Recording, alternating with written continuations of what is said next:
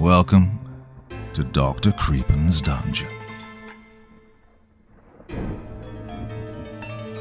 Sylvophobia, also known as fear of forests, is a relatively common fear or anxiety that some individuals may experience. And this fear can stem from various factors, including both rational and irrational concerns. Of course, it's important to note that not everyone experiences these fears. For many people, forests are beautiful and peaceful places. For those who do experience sylvophobia, they can be quite terrifying. Now, as always before we begin, a word of caution. Tonight's stories may contain strong language, as well as descriptions of violence and horrific imagery. If that sounds like your kind of thing, then let's begin. I'm still in high school, and since I'm not quite 16 yet, I don't drive.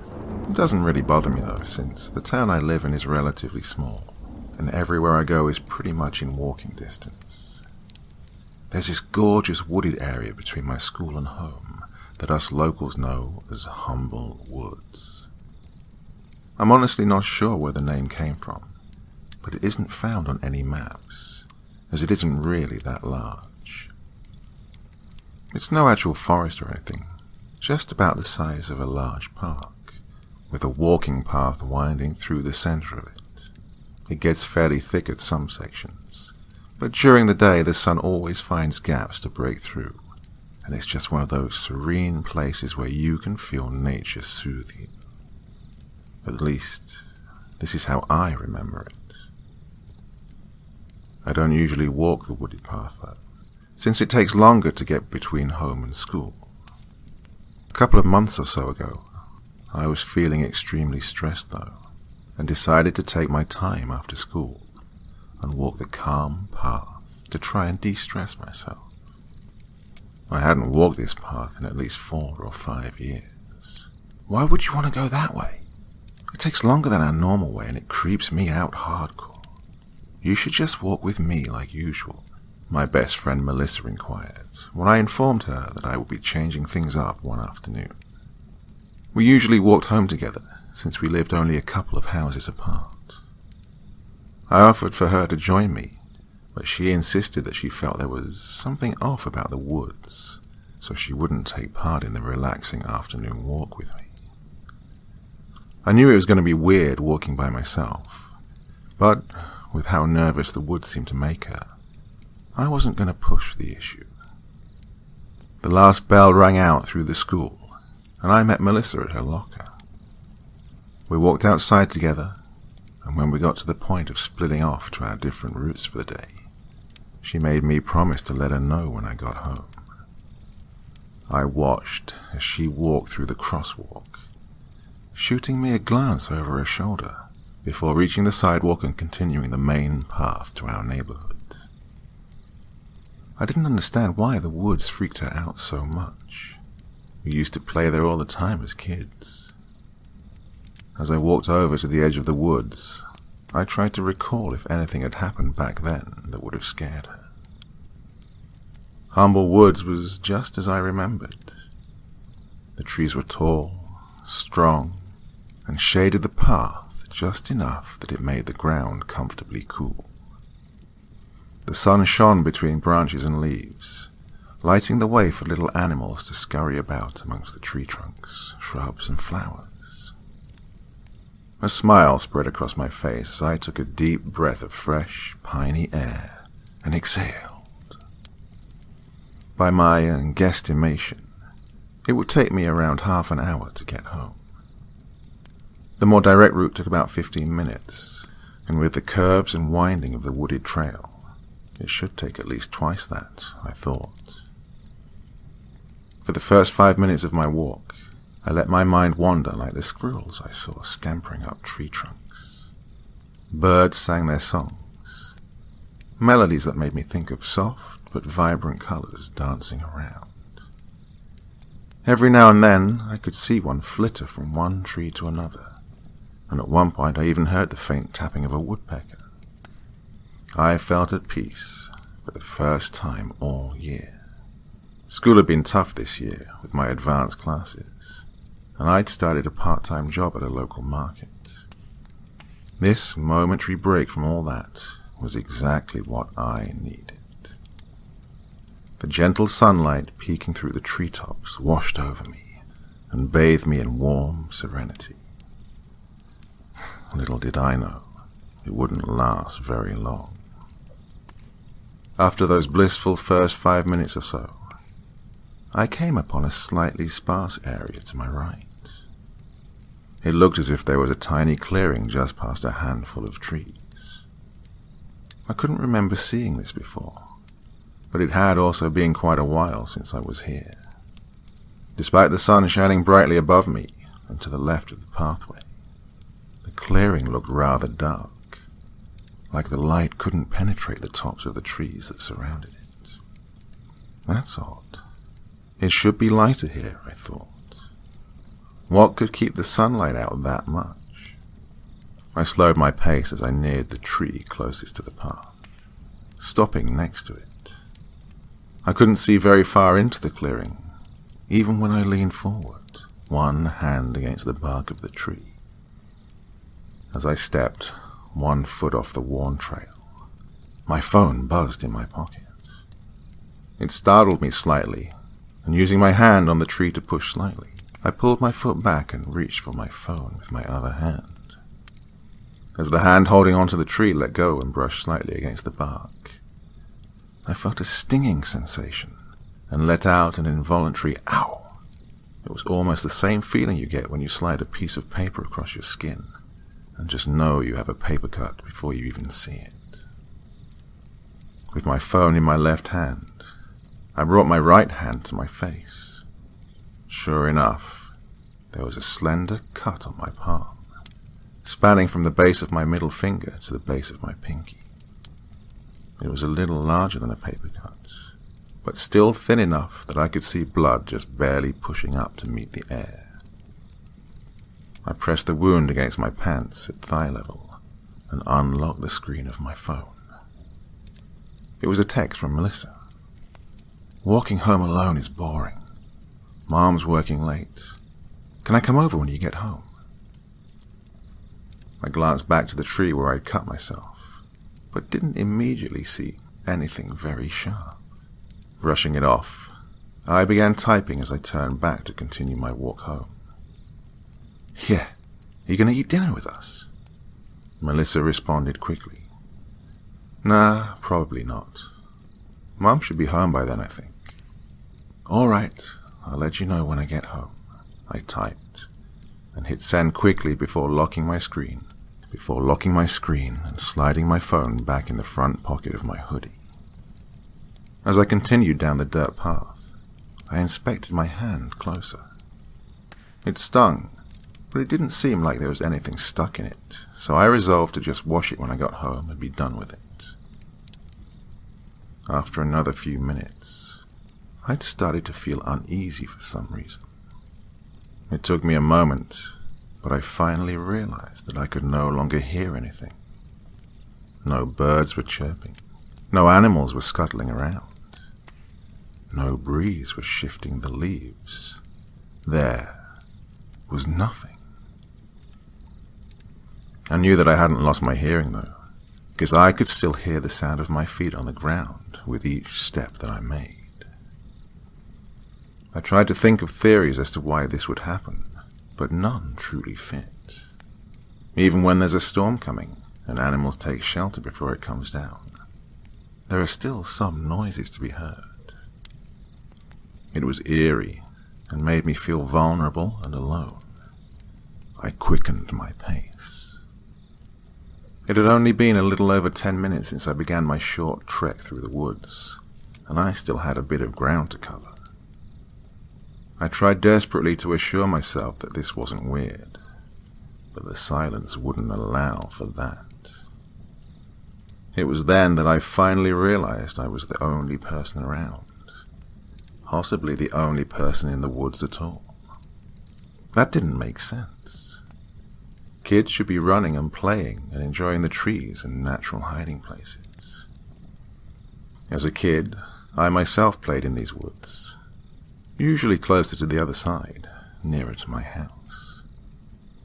They'd always been relaxing and calm, but even still, you could guarantee that you would see at least a couple of kids running among the brush and laughing with one another at least once whenever you entered the woods. Had I seen kids or anyone going in or coming out of the forest recently? I couldn't remember now. Another 10 minutes passed in mind-twisting quiet. I had to be getting close to the edge of the woods, definitely over halfway at least. From a fair distance, I heard a rustling noise. It was very faint, but after having no noise for so long, it made me jump. I looked around, turning to walk backwards for a moment so I could see behind me, but I saw nothing. I couldn't be sure yet which direction the sound had come from, so I strained my ears in an attempt to hear it again. I turned to face forward once more and heard it. Still hard to hear and off in the distance. It sounded like it was coming from ahead of me and off to the left.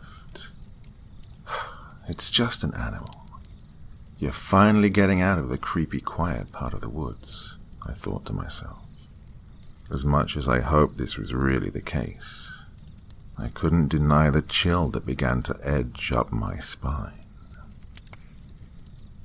There were still no other sounds, and I didn't hear the rustling again. I walked briskly for another 2 minutes and then came upon something that jolted memories to the front of my mind. There was a treehouse just off the path on the left. I'd totally forgotten about the treehouse. Melissa and I used to play in it all the time. We'd hide out when her brother was picking on her, which meant we were in there quite a bit. It looks smaller now, but when you're a kid, things tend to look bigger. Without thinking about it, I left the path and walked to stand below the entrance of the wooden structure. The wooden planks, nailed to the tree like rungs on a ladder leading up into the branches, looked rotted, and some of them were missing chunks out of them. I looked up at the old wooden hideout, walking in a circle around the tree, and saw that it matched the decay of the steps. A few boards looked like they hung loosely and would fall off with any strong gust of wind. There were 3 small windows that were warped and misshapen from years of weather, and sections of the treehouse were slumping down. I remembered that they never had glass in them, and even though, as a kid, I thought it would be perfect if they were like real windows in houses, but now I was glad because surely the glass would have shattered in at least one of them and littered the ground. I saw a few holes here and there from rot and possibly insects. It was in terrible shape. Along with the decay, I saw some deep gashes in the wood littering the surfaces around the window holes and bottom of the treehouse. They were in sets of 4 and made me think of an animal trying to claw its way up the wood and into the shelter. Maybe a frantic animal made them, trying to get out of a storm or something, I thought to myself, brushing off the odd tingle in my spine that the sight caused. Standing back at the entrance, I felt a wave of nostalgia as I gazed up into the hole that served as a doorway into the floor of the house. Tears started gathering in my eyes from nowhere, and I wasn't sure why seeing this old plaything was so heartbreaking. Those thoughts quickly vanished, however, as soon as I saw what was in the treehouse. I hadn't really been focusing on anything while I looked into the darkened room from beneath it, but an ever so slight movement and noise made me realize that, as I was looking up, something was shifting silently around the hole. I couldn't really see it, but I knew something was there.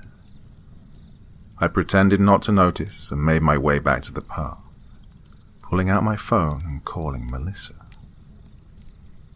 Mel? Remember that treehouse we used to play in when we were little? I asked, once she answered the phone. That old one in the woods without glass in the windows. Her tone resonated with remembrance, albeit a confused remembrance. Yeah, that one. I paused before I continued, silently gathering my courage to put what I felt and saw into words. It's pretty much falling apart, and there are these weird scratches and stuff on it. What do you mean, scratches? Melissa's tone seemed to jump from calm to nervously curious. I don't know. They're just scratches around the windows and bottom. I'm sure it's no big deal, but I think whatever animal made them might have started living in the treehouse. What kind of animal was it? I can't say. I saw something moving around up in there, but couldn't see what it was or anything. I'm sure it's just my nerves and the unusual route, but I'm a little creeped out, to be honest. I admitted my real reason for calling her. Get out of those woods as soon as you can. Run if you have to. Just get out of them. I'll meet you at the exit. She answered quickly, not even trying to hide the worry and fear in her voice. Why? I didn't think we had... I was cut off by the tone signaling the call being ended. I looked at the screen as her name disappeared. I was confused. I couldn't remember ever hearing about any predators or even any animals bigger than rabbits in these woods. What could have caused those scratches, though? With Melissa's reaction, I wasn't able to convince myself to stay calm. I was freaked out and couldn't try to explain it away. The chill that had nestled itself lightly in my spine now ignited, and I felt an icy flood run the length of my spine and shove the feeling of being washed into my head with it. I looked around quickly, still not seeing anything. I quickened my pace once again, but the being watched sensation didn't dissipate. Off in the distance behind me, there was a soft thud. I began to jog, not bothering and not wanting to look back, at least not yet. I strained my ears as I followed the trail, attempting to hear if anything was following. At first, the only thing that resonated in my ears was my own heart beating, and breath becoming heavier and heavier from the sudden physical exertion, and the fear that gripped my chest tightly in its icy grasp. Soon enough, though, I began to hear noises from behind me. It sounded like feet hitting the ground and pushing off again. Leaves were trampled on, branches snapped.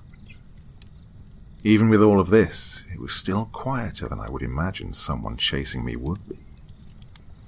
I broke into a sprint, beginning to pant heavily.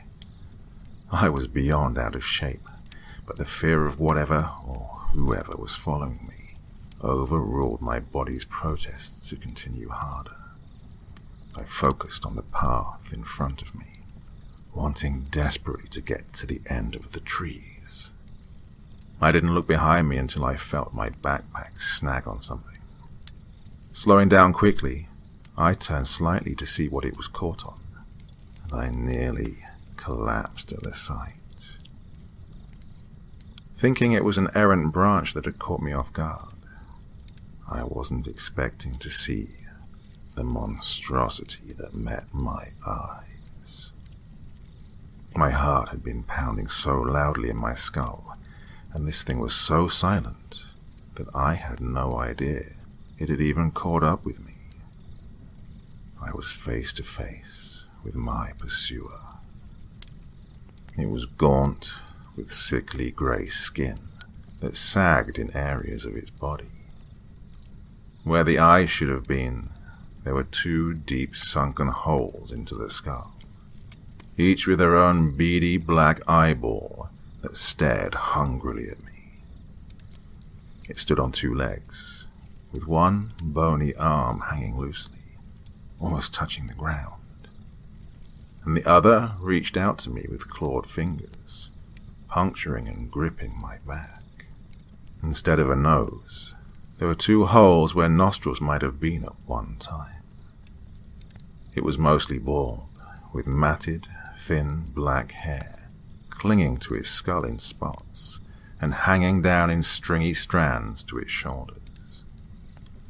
Every bone on its body seemed to be accentuated by emaciation, and it appeared that some bones were close to completely piercing through the skin. In a twisted, grotesque way, it looked like it could have once resembled a human, long, long ago.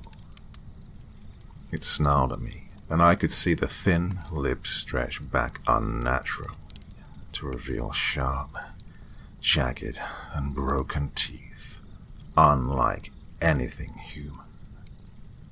They were more like the teeth of an animal, a carnivore, and I knew instantly, without having to think about it, what those teeth were meant for, and used to rip flesh and muscle from bone and body.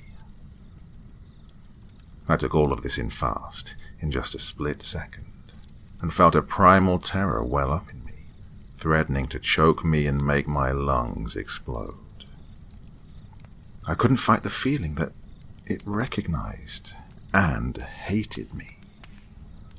Moving rapidly, knowing I had no time to lose, I slipped my right arm out of one strap of my backpack.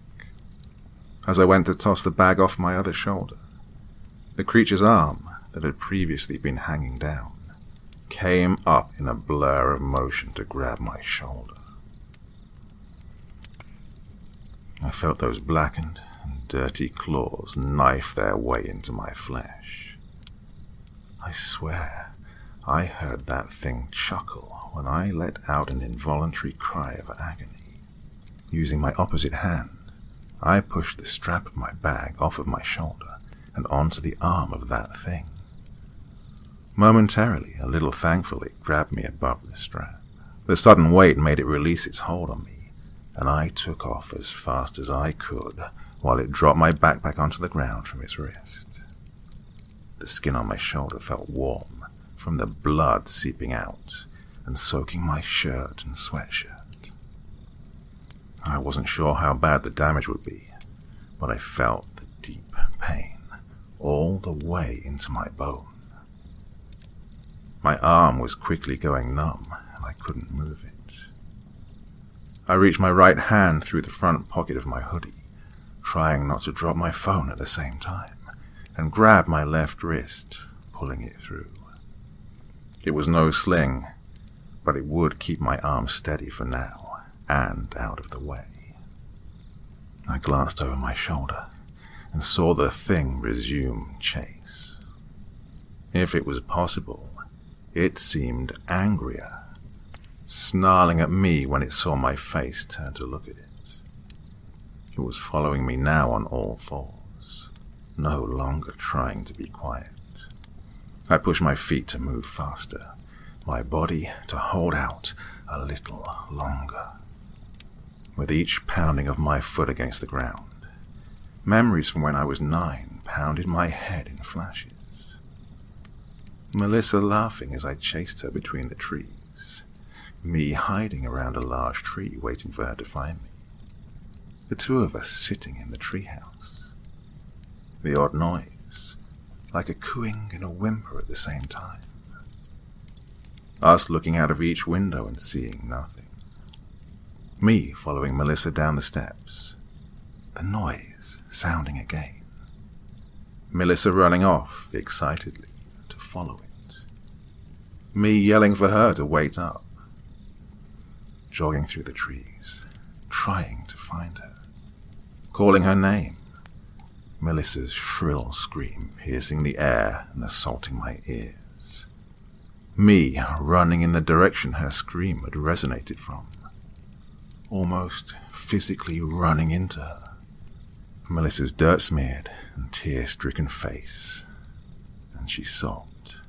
the sheer terror I saw in her eyes. Her standing there, glancing behind her while she held one of her shoes in her hand, her grabbing my arm and pulling me back to the path as she told me we had to get out of the woods.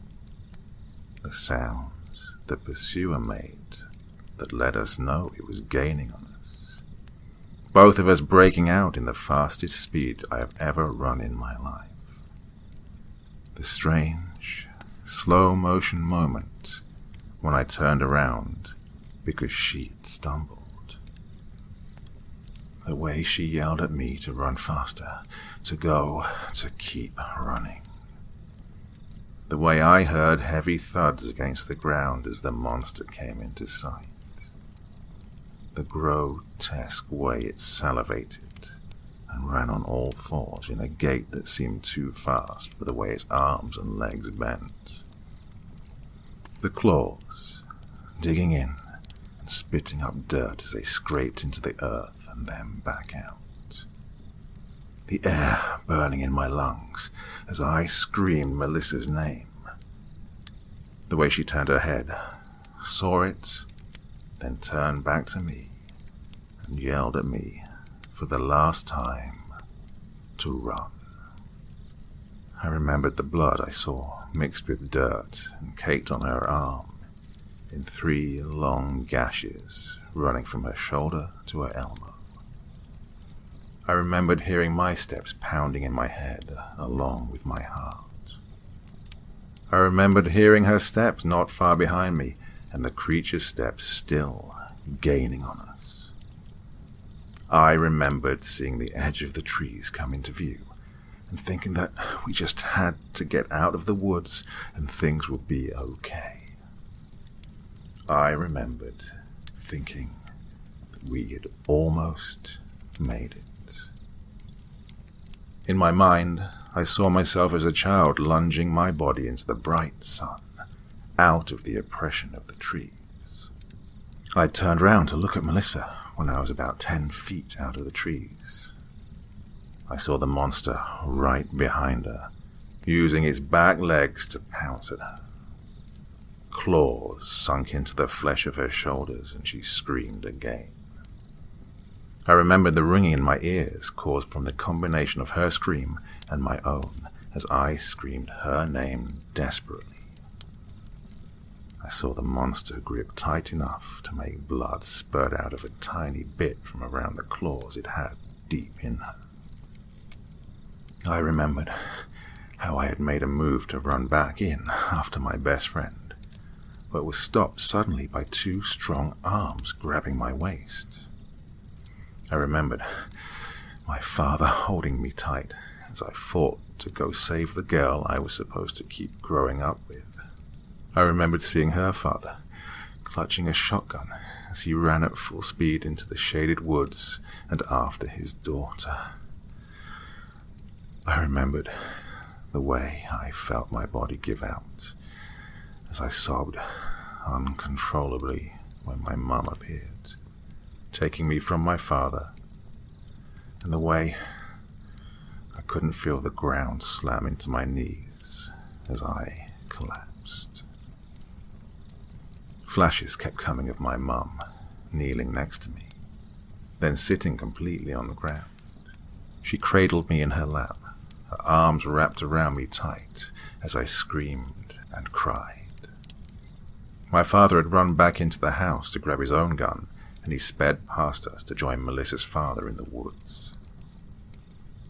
With my vision blurred by these flashes and hot tears stinging my eyes, I pushed my feet hard into the dirt, running faster than I had in all those years. In the distance, I saw sunlight growing brighter and knew I was almost there. I could hear the monster right behind me. I thought I could feel its hot breath invading the space behind my neck. I kept running. The moment I saw the edge of the trees, I knew I would be safe. I felt a tug on the hood of my sweatshirt. I faltered for just a second as I realized the thing had grabbed at me again. I would discover later that it ripped through the fabric of my hoodie, leaving the hood hanging in several pieces. I knew I couldn't stop, though. even though I felt a crippling, choking sensation from the front of my sweatshirt slamming into my throat. I kept running. As I pushed through the final trees and into the open, I felt as if I'd just pushed through an invisible barrier separating safety from horror. I didn't stop running until I was at least 15 feet away and hadn't heard the steps behind me. I slowed and turned around, catching what I hope will be the last glimpse of the creature that I will ever see. Its face was contorted in that hideous snarl, peeking out from behind a tree. One hand with those sharpened hooks held the bark of the tree it was behind. I'm not sure how long we stood there, staring at each other. For some reason, it couldn't come out into the open, and I was relieved. I was safe. I was panting heavily as those dark eyes bore into me, wishing they could be seeing my insides. I heard a noise from behind me and whipped my head around to see Melissa standing there. I turned to face her, stealing a final look back over my shoulder to where the beast had stood. It was no longer there, having retreated into the trees once again. When I looked at her again, her 16-year-old self had changed into a vision of her when she was 9, the day she was taken. Her expression was one of heart-wrenching sadness. I felt the tears begin to stream down my face uncontrollably as I dropped to my knees. I wanted to talk, to say her name, to say I was sorry for living my life as if she hadn't gone. I couldn't manage any words, though, but it seemed like none were needed. Melissa smiled sadly at me and walked to where I was kneeling. She kneeled down in front of me and touched my cheek lightly with her fingertips. I felt a slight tingle where they touched, but couldn't feel the touch as if she had been really flesh and blood. She took my right hand in her left and held it, palm up. I saw now that her right hand was clenched around something. She gently placed something smooth and cool in my palm, and used her own to wrap my fingers around it. She stood, still smiling sorrowfully, and kissed my forehead. Without any words spoken out loud, I felt her whisper into my mind that she was glad I made it out of those woods, those years ago, and now. With that, she turned and started walking away. I saw the image of her father standing patiently in the direction of their house. She walked calmly up to him as he beamed with happiness. He picked her up in his arms, and they both looked at me with smiles that I would never see again in my life. The thought of this made the tears flow harder for a moment. I watched as they turned around and began losing their solidity with each step. They faded into nothing, and I was left there, hurting both physically and in my heart. I bent my head to the ground and let myself cry until I heard footsteps approaching me. I looked up to see my father. His face showed a parent's worry, but his eyes looked upon me softly. He held his hand out to help me up. I walked through the woods. I spoke in a broken voice before he could ask anything. He swept me into his arms in a tight hug. I winced slightly at the pressure the hug put on my torn-up shoulder, but the pain was worth it to feel safe. "Are you okay?" is all he asked as he released me. His worried expression took on a note of horror when he saw the blood transferred onto him from my shoulder. I looked up at him and held my clenched hand out in front of me. His gaze fell upon my hand as I unfurled my fingers to reveal to both of us a small, half-heart pendant on a silver chain. It had a cursive M engraved on it. I looked back up at him, new tears pushing their way to the surface, and he only looked at me, a sad smile of his own forming on his face. He took the necklace from my hand and reached it around my neck, clasping it in place. It fell at the same length of my own half-heart necklace, and I touched the now complete heart with the initials M and J. Let's go home, Jenna. We need to take a look at that shoulder, and you need to rest. And with that, I let him lead me home, holding my hand in his as we had done so long ago when I was still a little girl. In the couple of months since this happened, I've struggled with trying to understand it all, especially how she was alive for me for almost 7 years. My parents explained to me that after our fathers went in after her, Melissa's father found her body being ripped apart by that thing. He'd shot at it, and it ran off. He had run over to his daughter, dropping his gun at some point, and when my father found them, he was covered in her blood as he cradled her dead body and sobbed. Before my father could reach him, he was knocked down, hitting his head on a large root, and he was out cold for a few hours. When he came to, the body of Melissa was gone, along with her father. The only sign of them was a smeared trail of blood, where the monster had dragged them on the ground. My father had followed the trail as far as he could until it disappeared. Then he had to return home. He said he knew from the amount of blood there was on the ground around the area and on the trail, there was no way Melissa's father could still be alive. No one ever saw him again.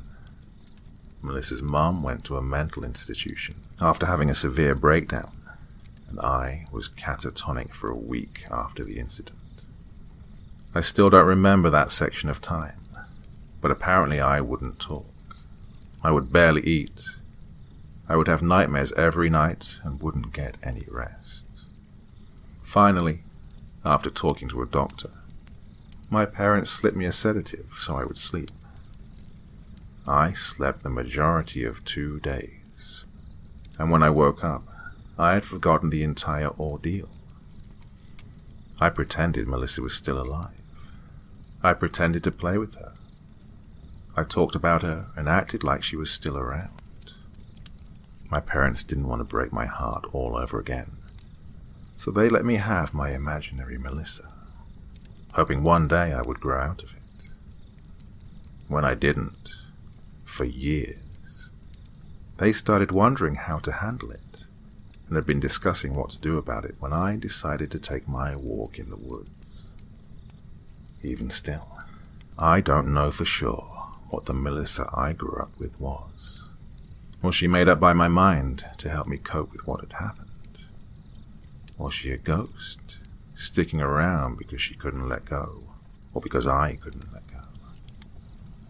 Either way, how is it that she gave me her necklace? She had been wearing it that day, and the bodies of both her and her father still have never been found.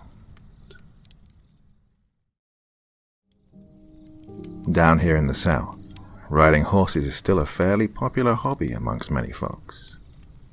There are many different types of riding, but I've always been keen to trail ride myself. Trail riding is just what it says it is. Riding your horse through trails in the woods, mountains, hills, and hollers. As anyone from round here, Tennessee, would tell you, it gets hotter than the devil's nutsack, especially during the summer months. That is to say, when it's summertime, trail riding takes place at night. Often we wait until early fall to begin riding, because the weather makes it easier. But during the summer, we ride at night. These rides are always a time and a half. It's usually just a small group of us that gets together. We all gather at the edge of the woods, find the trailhead, and from there we set out together for a long night of trail riding through some of the South's last uncivilized land. This particular story and ride took place in early August 3 years back. My father and I met up with our friends JR and H around 8 p.m. at a place known to the locals as Gilly Hill. It has this name because the trailhead is behind the Gilly Hill Church of Christ and Cemetery. Yeah, I know it sounds bad already, but this has been the only trailhead to this ride for as long as I can remember, and it's never caused any sort of problems.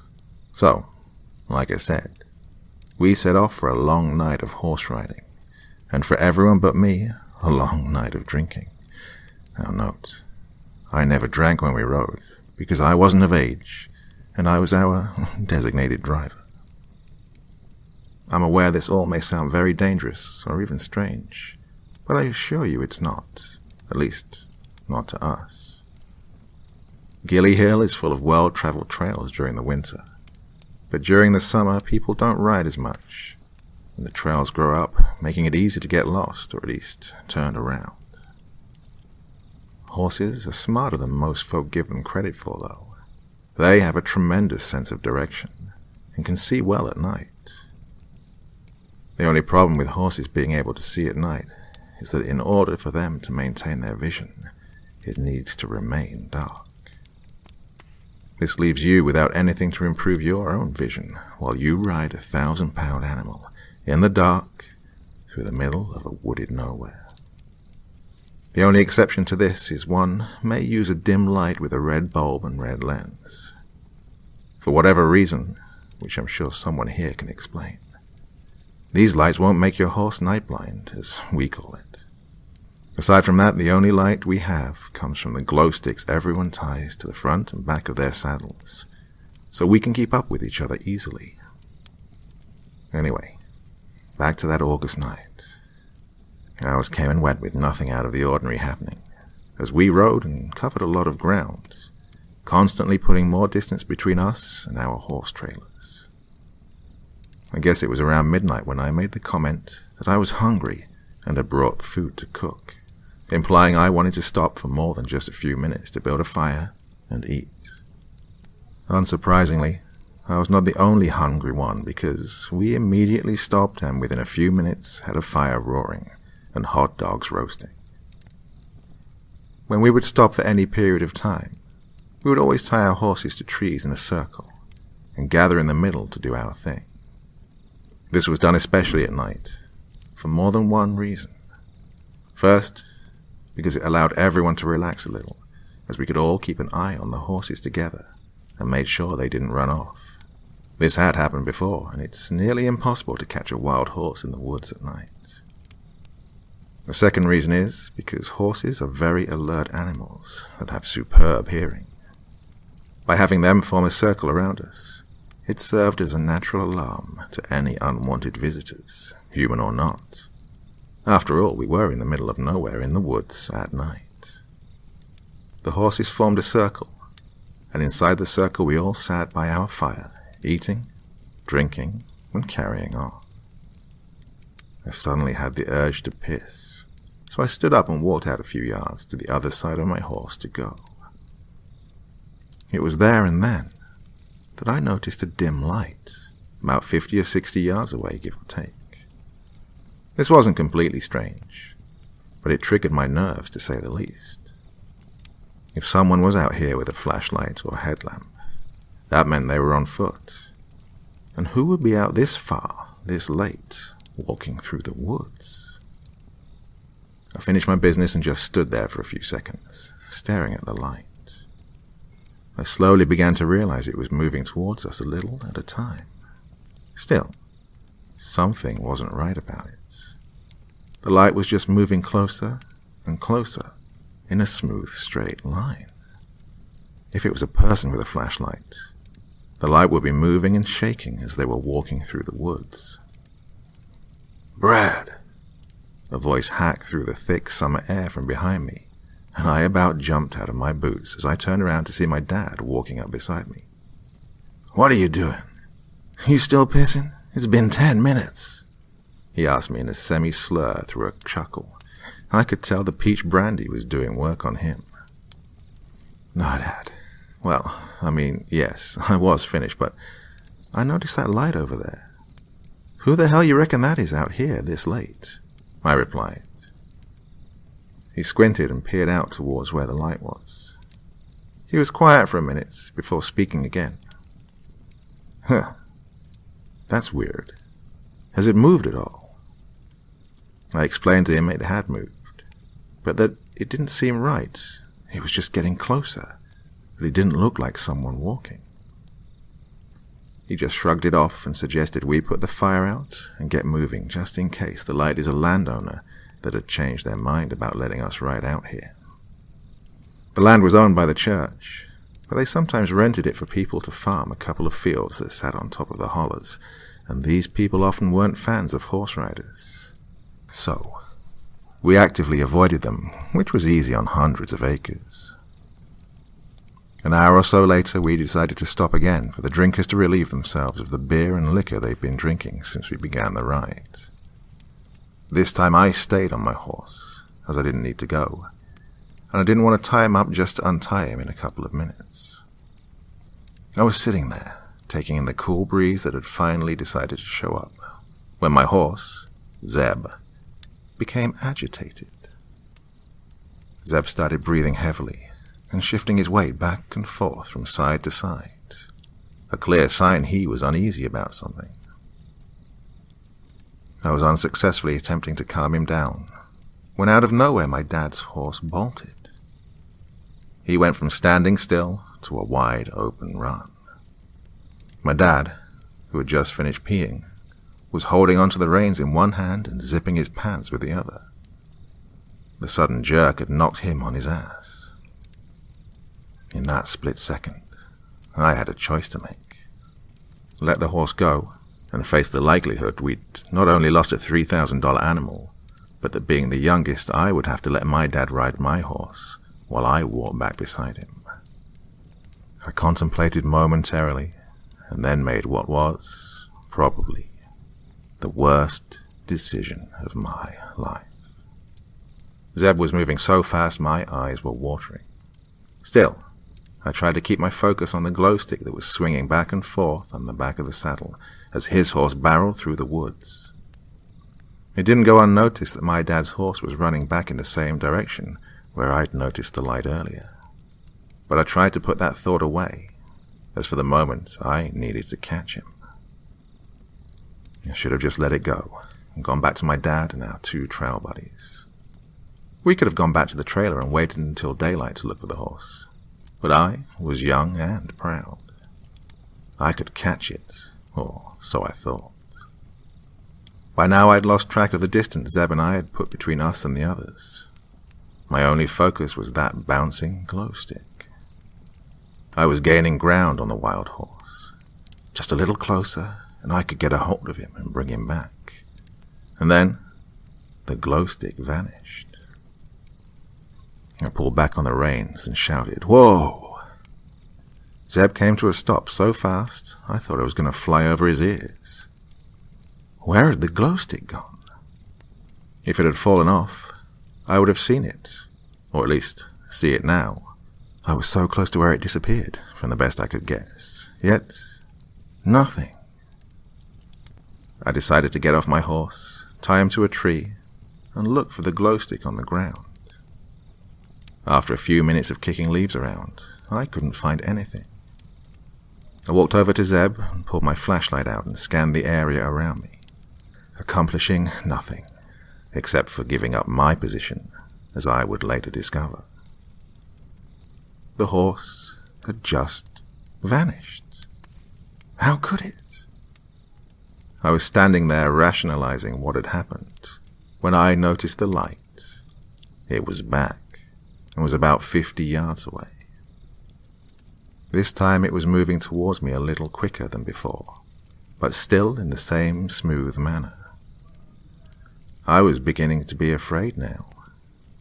I went back to my saddlebags, pulled out my camping hatchet, attached it to my belt, and grabbed my cell phone. 9 times out of 10, we have no cell service at all, but it was worth trying. To my surprise, I had 1 bar. All right, I thought. I'll call my dad and ask him if his horse had shown up, and then tell him to blink his flashlight in my direction so I could find my way back to the group. The phone only rang once when he answered. "Hello, Brad? What the hell are you doing?" "I'm just down the trail some, Dad. I can't find your horse. We'll have to look for him tomorrow," I said. "What?" he replied, and I noticed he sounded confused and unsure what to say. Must be the drinking, I thought. So, I tried to speak slower and clearer this time. "I didn't catch your horse, Dad. We will try again tomorrow." Dad didn't respond for a few minutes, before finally saying, "Brad, you are worrying me. What are you talking about, catching my horse? I'm standing right beside him. Why did you take off like that? Come back now, this isn't funny. Just come back now. Come back now. Come back. Back. Now." My blood ran cold. I just ran off. What was he talking about? I was chasing his horse. Dad, I was chasing after him. He ran off and I lost his trail." "What do you mean you're standing beside him? Did he circle back?" I asked hesitantly. My dad was now basically shouting into the phone at me. "No, I told you to cut it out. Come back now. Come back." And with that, my phone beeped, and I looked down at the screen and read, "Call dropped. No service." Of course. I was frozen in my tracks. I know I saw his horse run off.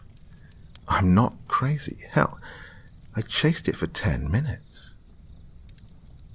I took a few minutes to get myself together before getting back on Zeb. I noticed the light I'd kept seeing hadn't moved any closer. I turned my horse to head back in the direction of my dad, when I saw a light come on from where they all must have been waiting. As I started back in that direction, the light ahead of me started blinking. I was finally calming down and feeling relieved when I remembered I never told my dad to flash his light at me on the phone. I stopped Zeb and turned back towards the other light. It was now moving towards me and blinking as well. What in the hell was happening? I was officially terrified. When my phone vibrated, I put it out and looked down at the screen. It was a text from a number I didn't recognize. I opened the text and read, "Brad, it's Dad. My phone's in the truck. Horse came back. Where are you?" Sweat dripped from my forehead, and my hand shook as I read the message again. "Brad, it's Dad. My phone's in the truck. Horse came back. Where are you?" I felt like an idiot. I knew my father never brought his cell phone when we rode. He always stuck his phone and wallet under the floor mat for safekeeping, as well as to protect them from being lost. So, who had I talked to? The person asked me why I ran off, and why I was trying to catch their horse. Clearly they had some idea about what was going on. Hell, maybe they'd been watching us. Whatever the case was, I didn't like it. The land we rode on was owned by the church, I knew that much, but I didn't have a clue about the surrounding property. The Gilly Hill Church of Christ is fairly isolated, so it was safe to assume that the land surrounding it was as well. We're talking about hundreds of acres that are nothing but wooded mountains and hills. It isn't like this was farmland that was being worked and watched on a regular basis. We very rarely encountered any other people. The only issue we ever ran into was disgruntled hunters who were trying to hunt illegally on the church's property. Multiple horses and drunken riders do a pretty good job at scaring off any deer that might be in the area. I did my best to calm myself down a bit. I needed to take care of business and backtrack to where I'd left my dad and the others. It could have been fear or just a little paranoia, but I took the glow sticks off my horse and stuck them in my saddle's bags. If someone was following me, I wasn't going to help them. Plus, they were only there for the other riders to be able to see me, and I was alone now. The lights I mentioned seeing earlier were still blinking and coming from both directions, ahead and behind me. I was still fairly sure which one was coming from where I estimated my dad to be, so that's the one I used as my North Star, so to speak. Sure, it seems easy to know which way I'd come from, but these woods ain't your run-of-the-mill dark. They're so dark you can't see past your horse's ears when you're in the saddle. The only saving grace is the occasional opening in the trees, where the moon can shine through and illuminate the surrounding area. It seemed like Zeb was tiptoeing as we slowly headed towards the blinking light. Old Zeb was always light-hoofed when he sensed something was off, or at the very least when he could tell I was uneasy. Horses are strange like that, keen to their surroundings, and Zeb was one of the best horses I'd ever owned. He was well-mannered, calm, and when you needed him to hit another gear, boy could he fly. Zeb and I had made it a few 100 yards closer to the light, when it simply disappeared. Still hopeful it was my dad, or one of the others holding the flashlight, we kept traveling in that direction. We'd almost made it to the edge of the clearing, where we'd stopped earlier when my dad's horse had taken off. And that's when I started faintly smelling something similar to mothballs. As we got closer to the clearing, the smell got stronger. I pulled the reins back and quietly instructed Zeb to stop with a "Whoa now!" We instantly came to a complete stop. Now, just outside of where the moonlight started at the edge of the opening. I noticed there were two large dark piles of mounds or masses of something, just on the other side of the clearing, back in the woods a bit, but they were too far out of the light for me to figure out what they were. I sat on the back of my horse in complete silence, trying to make out what I was seeing.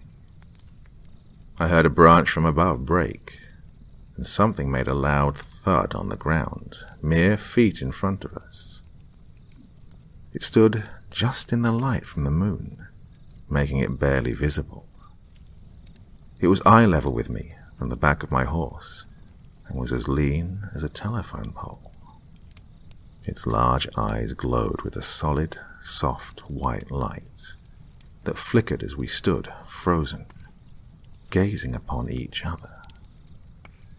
The eyes reminded me of movie projectors, the way they cast dim light out ahead of its body.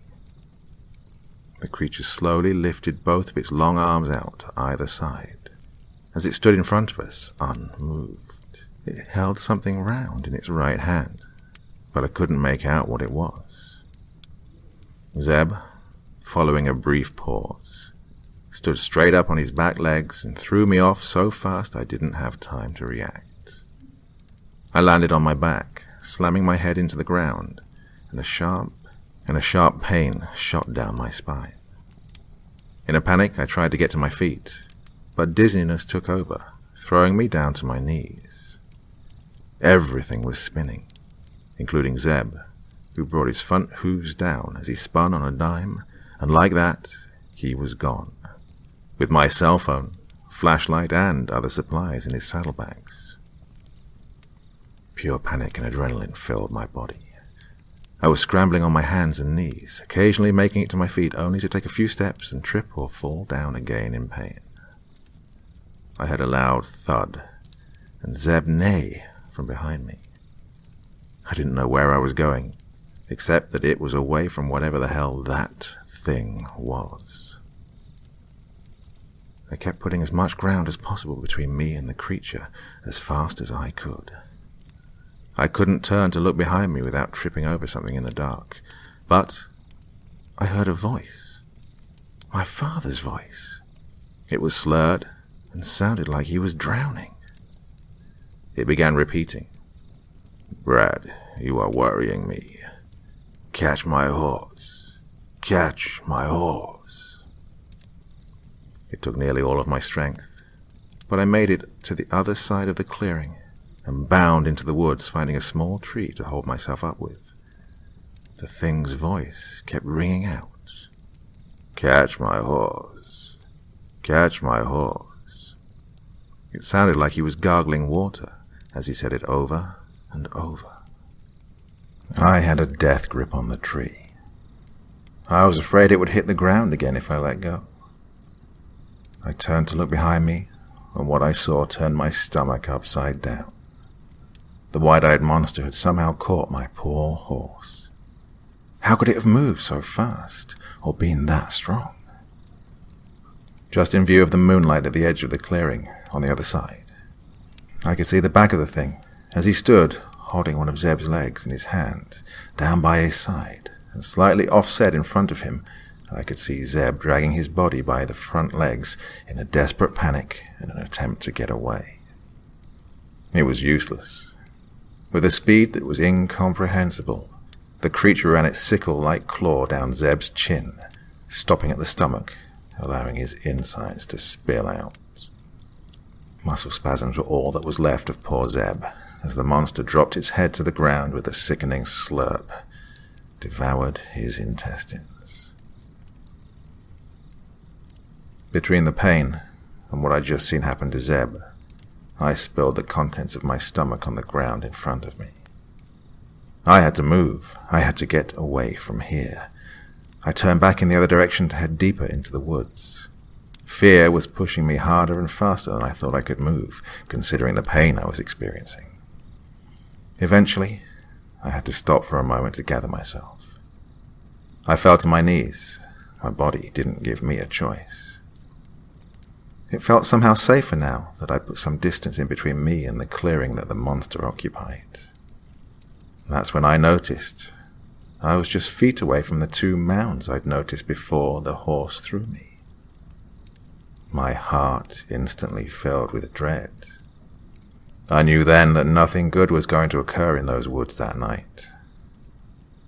As quietly as I could, I inched slowly towards the large, lifeless objects. Before long, I stood looming over one of them. It was JR and his horse, minus both of their heads. The horse's neck and all of JR looked like they'd been gnawed on by a horse-sized dog. I stumbled backwards in terror, afraid to approach the other mound. But I had to know if it was my dad. I'm ashamed to admit the relief I felt when I looked upon the mangled body of H's horse. I spun around and quickly scanned the rest of the area, and there was no sign of my father, nor H, thank God. I bent over, placing my hands on my knees, drawing deep breaths from the humid Tennessee air as my head spun. A million thoughts were racing through my mind. Where were they? Had they escaped? How far could they make it? How far could I make it? What the hell was that? My moment of solitary was soon shattered when a loud, drowning version of my father's voice broke the silence from behind. "Come back now, Brad. This isn't funny." I pushed through the rest of the night, one step in front of the next, as my father's voice echoed through the hollows. It had long become clear that my back was injured from the fall. Every step I took was a painstaking reminder. The severity of my injuries was a mystery, but the loss of feeling in my left hand wasn't. As the sun rose, there was still no sign of my dad or H, nor the horrendous creature that had attacked us. Heat came from above and plagued my speed. My best guess, it was somewhere around 1 in the afternoon and nearing 100 degrees. My location, on the other hand, I couldn't even have begun to calculate. When I ran from the creature the night before, I had no idea in which direction I'd gone. At the time, I only focused on staying on the tops of the ridges. That way, if I was ambushed, I could try my luck with a plunge off the side of a cliff, instead of having my head removed from my body. That may sound terrible, but you didn't see how easy it was for that monster to remove my horse's back legs. One thing was clear. I needed to make a decision. Should I keep moving and hope to find help? Maybe run into my father with a little luck? Or would I find some place to hole up for the night? If I kept on walking, trying to find help, and didn't, that would likely be my end. I wouldn't stand a chance another night out in the open and on the move. Hell, I wouldn't have made it through the previous night if they hadn't had 2 horses and JR to keep them preoccupied, as sad as that is to say. It was safe to assume that the white eyes of the monster I'd encountered were responsible for the blinking lights I'd followed. That meant there were at least 2 of those things out here for sure. There was no possible way to tell how many more lurked just out of sight as I limped along. Worst of all, they were smart. They'd lured me away from the group by spooking Dad's horse, I assumed. They were able to break into his truck and call me from his stolen cell phone. Not to mention strong enough to kill a grown man and 2 horses. That settled it.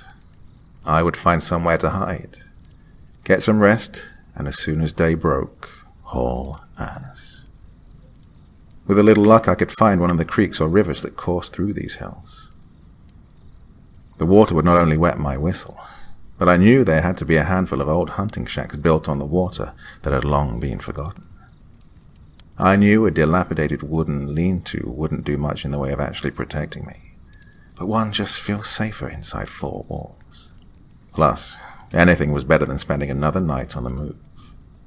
I didn't think I could manage that. There hadn't been any sign of the creature since right before the sun came up. I was hoping that wasn't a coincidence. Maybe the creature was a nocturnal predator, or maybe it was just stalking me, waiting for last night's feast to wear off before attacking. It could go either way. Regardless, I couldn't get the thing off my mind. I wouldn't be able to for a long time. It was the most awful thing I had ever seen. It seemed like I would never shake the smell of mothballs. It doesn't start getting dark in Tennessee during the summer until around 7 in the afternoon. This left me with a few hours before night started to set in. My first goal was to find a creek or river, and then locate a low-limbed tree, climb up as high as my injured body would carry me, and rest. Once rested, I would climb down, follow the creek in either direction, and hope to God I could find somewhere to hide. Now, there are a few ways you can go about finding bodies of water in the wilderness. If it's around sunrise or sunset, you can look to the skies. Birds usually visit their water source around these times. That method wouldn't help me now, though. Another trick is to find well-traveled animal paths. Animals in the wild don't usually roam at will. Find a trail they've frequented enough to leave tracks behind, and it's likely it'll lead you to water at some point.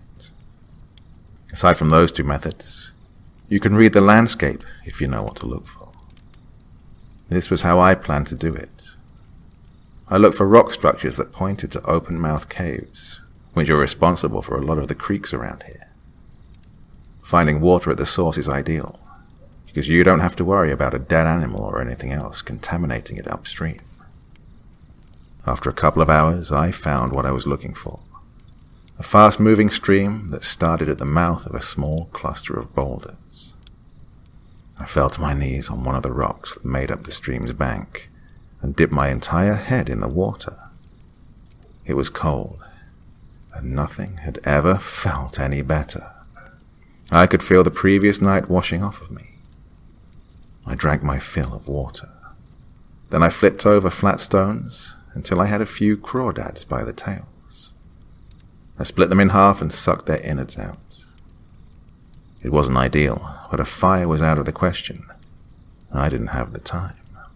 Once I'd taken care of myself, I decided to climb to the top of one of the larger boulders and rest there.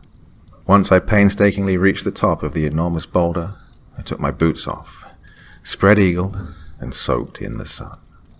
The cold water that clung to my hair, mixed with the warm sun, was all I could take.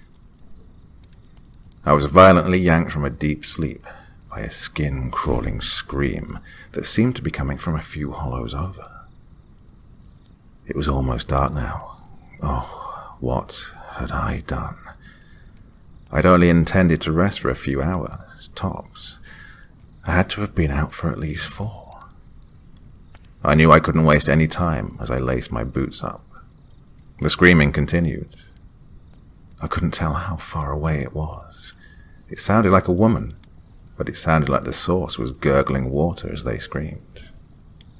There was no telling how many voices these creatures had taken.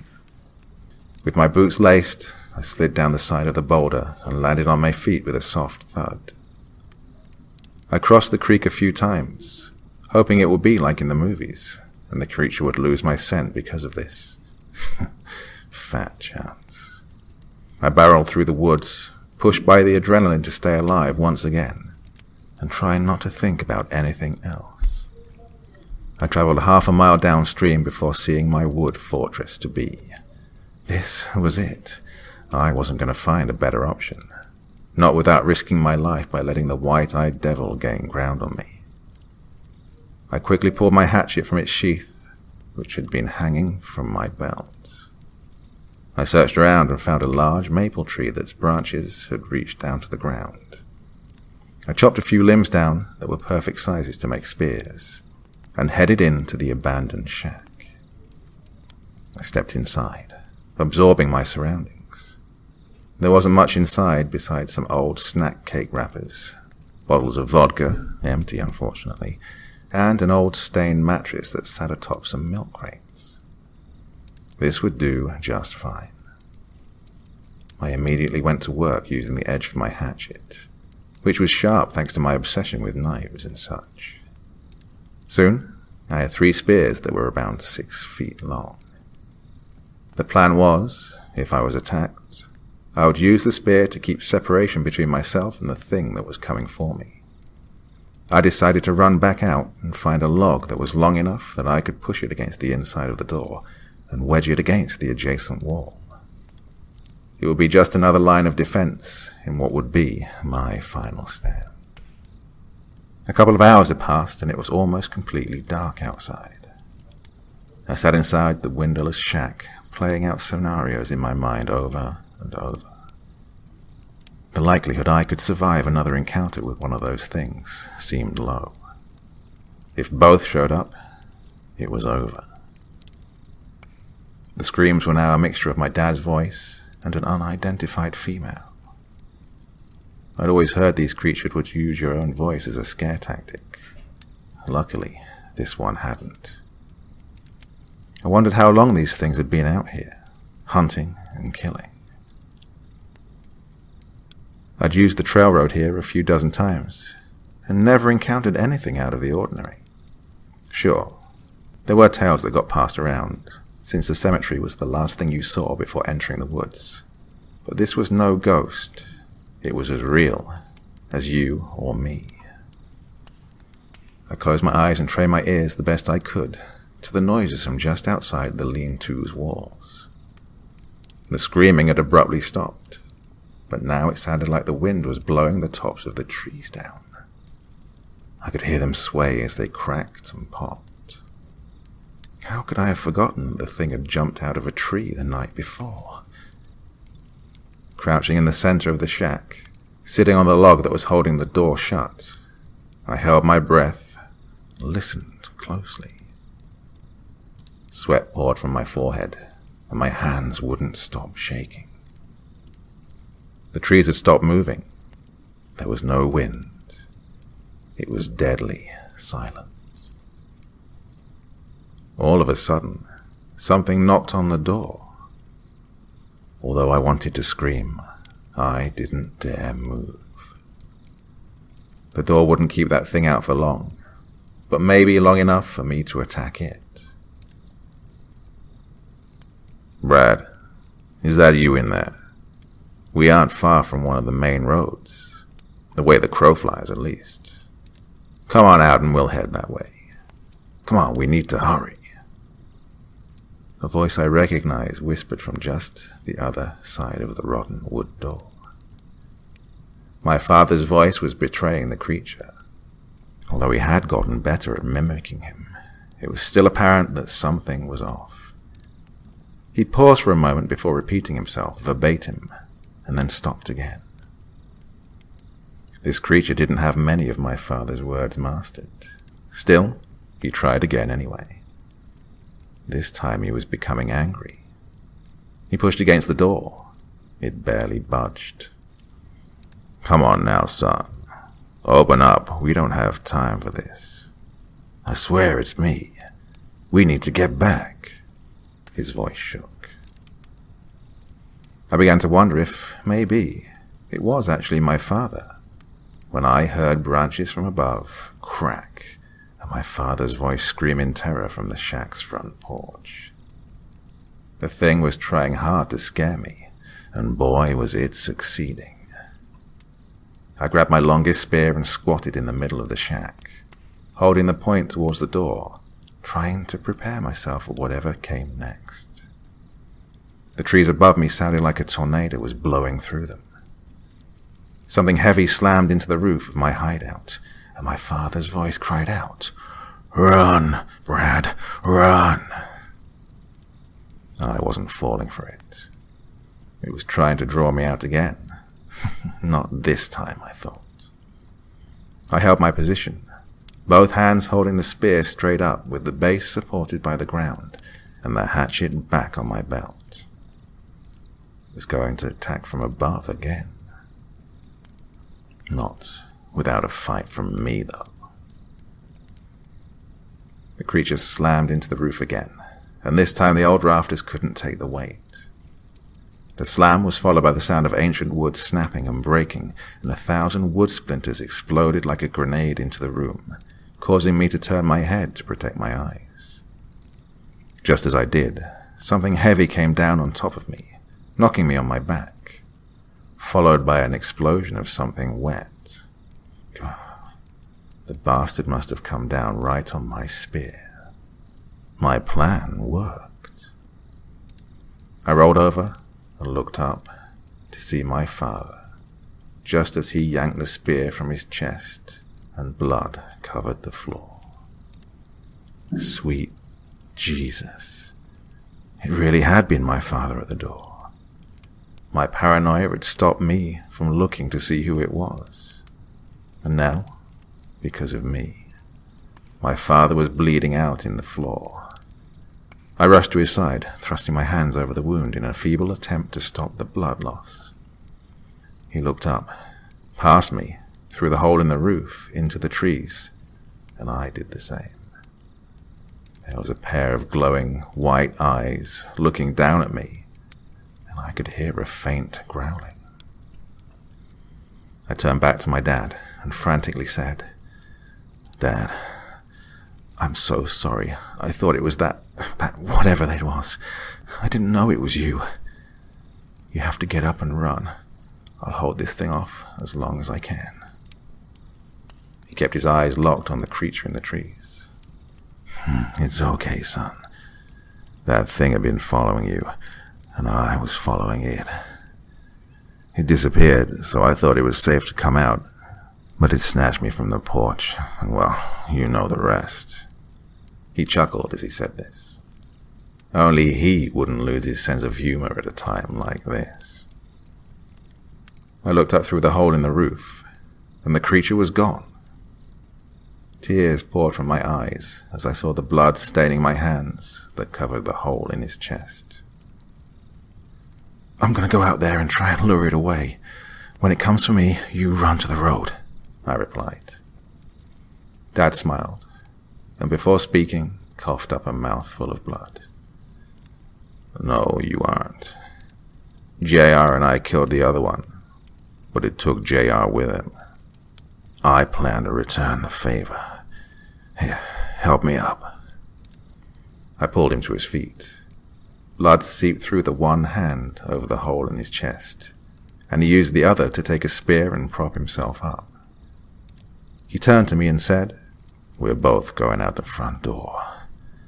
I'll go left. You try to make it to my horse. Go right. The road back to town is just over the next hollow. You can make it. You don't have a choice." I knew there was no sense in arguing with him. This wasn't a debate. He had just told me what was going to happen, and it would one way or another.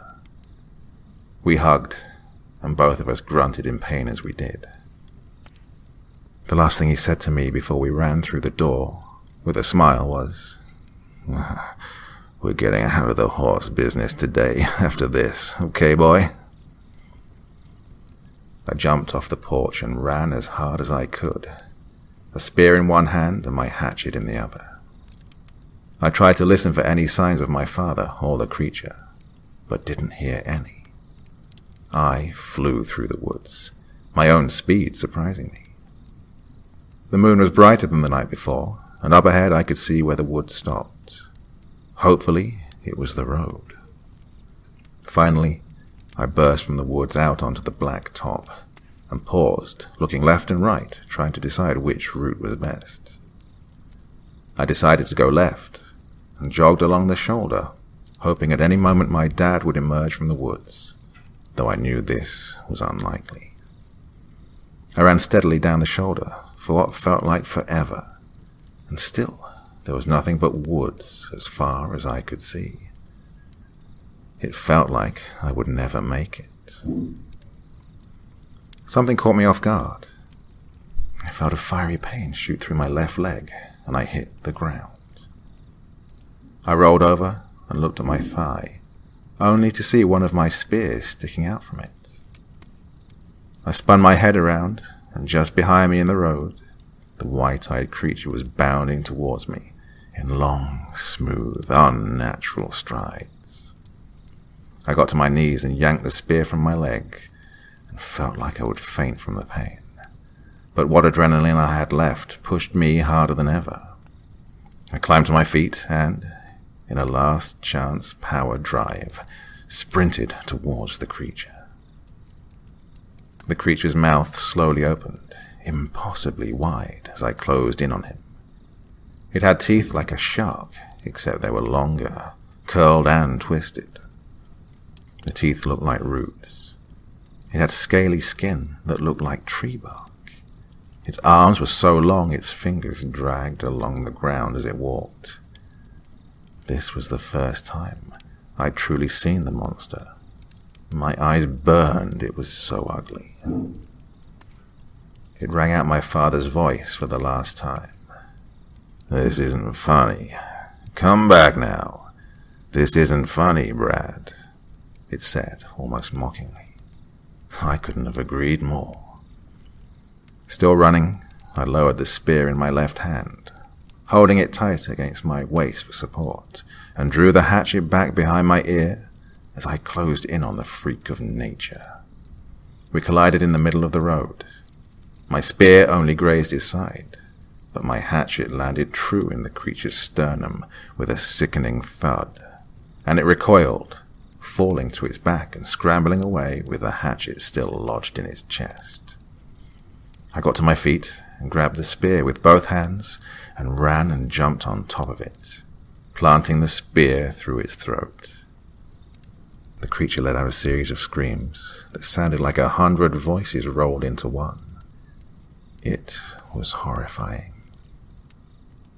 I pushed my foot on the creature's chest, removing the hatchet. I knelt beside the wriggling Goliath, holding it down with a spear, and commenced to hack. I didn't stop until there was nothing left but a bloody pulp. I was dizzy from blood loss and exerting so much effort. Still, I made it to my feet, using the spear as a crutch. I removed my belt and fashioned a half-assed tourniquet. I then started limping back in the direction I'd been traveling when I was attacked.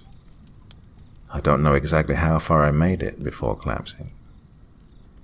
I don't know how long I laid in the road before I got lucky and someone drove through and saw me.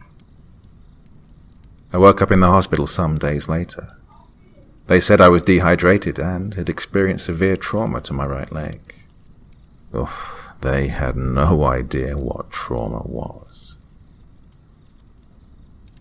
The police had been waiting outside my room when I woke up. Boy, did they have some questions. Where were JR and H? Where was my father? I knew the answer to 2 of those for sure, and had a good idea about the other one. I lied to the police though, naturally. I told them we were ambushed by some angry hunters and gave them fake descriptions. They would never have believed me. I wasn't going to be written off as crazy, not after everything I'd been through. My family was allowed in after the police finished their questioning, and they were ecstatic to see me, and were worried about my father. I lied to them too, and told them he'd died before we made it out. Well, it was mostly a lie, but the likely probability was that he had died. There was no reason for them to have to know the truth. The Gilly Hill Church of Christ minister even visited me. I actually told him the truth. He didn't respond, just said God bless and left. I spent a week in total in the hospital, and to this day I carry a limp. The bodies of my father and the others were never recovered. All we found of the horses were their hooves and the saddles. I'd like to say it all ended there, but it didn't. I have another horse now. Sorry, Dad, I didn't get out of the business like you wanted. It's just that, well, the horse makes it easier to hunt those white-eyed sons of bitches. Geraldine Farmer stared out the window over the kitchen sink, hands clutching a dish towel. The thunderclap came again, followed by a streak of lightning. She started and backed away, well-worn slippers scraping against the linoleum. The rain began to fall, coming in erratic drops that beat against the window and the sides of the house. After another rumble of thunder, the sky opened up and the rain poured down in sheets, droning on the roof, slapping the glass. The wind howled, and the trees surrounding the house whipped against the darkening sky like subjects bowing to an invisible god. Geraldine's fingers fumbled behind her and gripped the back of a wooden kitchen chair. Without taking her eyes from the dramatic scene just outside her window, she sank into its cushioned seat. As the storm rolled on, Geraldine's focus on the backyard softened. The woods behind the swaying trees on the perimeter of her property were thrown into sharp relief as another streak of lightning lit the sky. It was in that split second that Geraldine saw the face. The face was young and pale, with a glimmer of a smirk playing on blue-tinted lips. A rushing sound to her left tore her attention away from the horrifying visage. The calendar had fallen off the wall. Grateful to be busying herself with anything other than the face in the woods, Geraldine rose and crossed the room. It was as she was pushing the thumbtack back into the wall that she saw the date. June 30th, 2008. Her left side jerked spasmodically, and she gasped in pain as a hot lick of fire shot up her neck into her head. She staggered backward, only vaguely aware that her vision was becoming incredibly blurry. June. Her daughter. Turning, she reached for the wall-mounted telephone and dialed 911. When the operator answered, Geraldine Farmer uttered only one word before collapsing into unconsciousness. Molly. Molly Larson slammed the door to the sedan and flew up the pebbled walkway. Her grandmother stood just inside the screen door and bent to embrace the child as she bounded up the steps. Hi, Grammy, Molly said brightly, her blue eyes dancing. "Hi, Mom." As Molly's mother plodded up the walkway, Geraldine noticed how deflated she looked. "Hello, June." They embraced, and Geraldine stepped back, allowing both of them to enter her small, cottage-style home. "How you doing, Molly?" Geraldine asked as they stepped into the living room. "Did you have a nice drive?" "It was all right," Molly said, twirling a long strand of blonde hair between her fingers. Her grey-blue eyes sparkled, and she lowered her voice to a whisper. "We got lost a couple of times, though, and somebody cut Mommy off on the highway. She gave them the bird." Geraldine shot her daughter a look, but June just rolled her eyes and sagged into the love seat with her son. Molly hung her head. "I'm sorry." "It's all right, sweetie," her grandmother told her. "We all get angry sometimes and do things we later regret, right?" Molly nodded, making a point to avoid her mother's eyes. "Oh, can I go outside and play on the tire swing?" Geraldine nodded her approval. "Just don't wander off," June called, but Molly had already disappeared out the door. "Well, I can't believe the tire swing's still there," June said. "I remember when Dad put it up." Geraldine took a seat opposite her daughter in a worn, paisley-printed chair. "June, things are getting worse, aren't they?"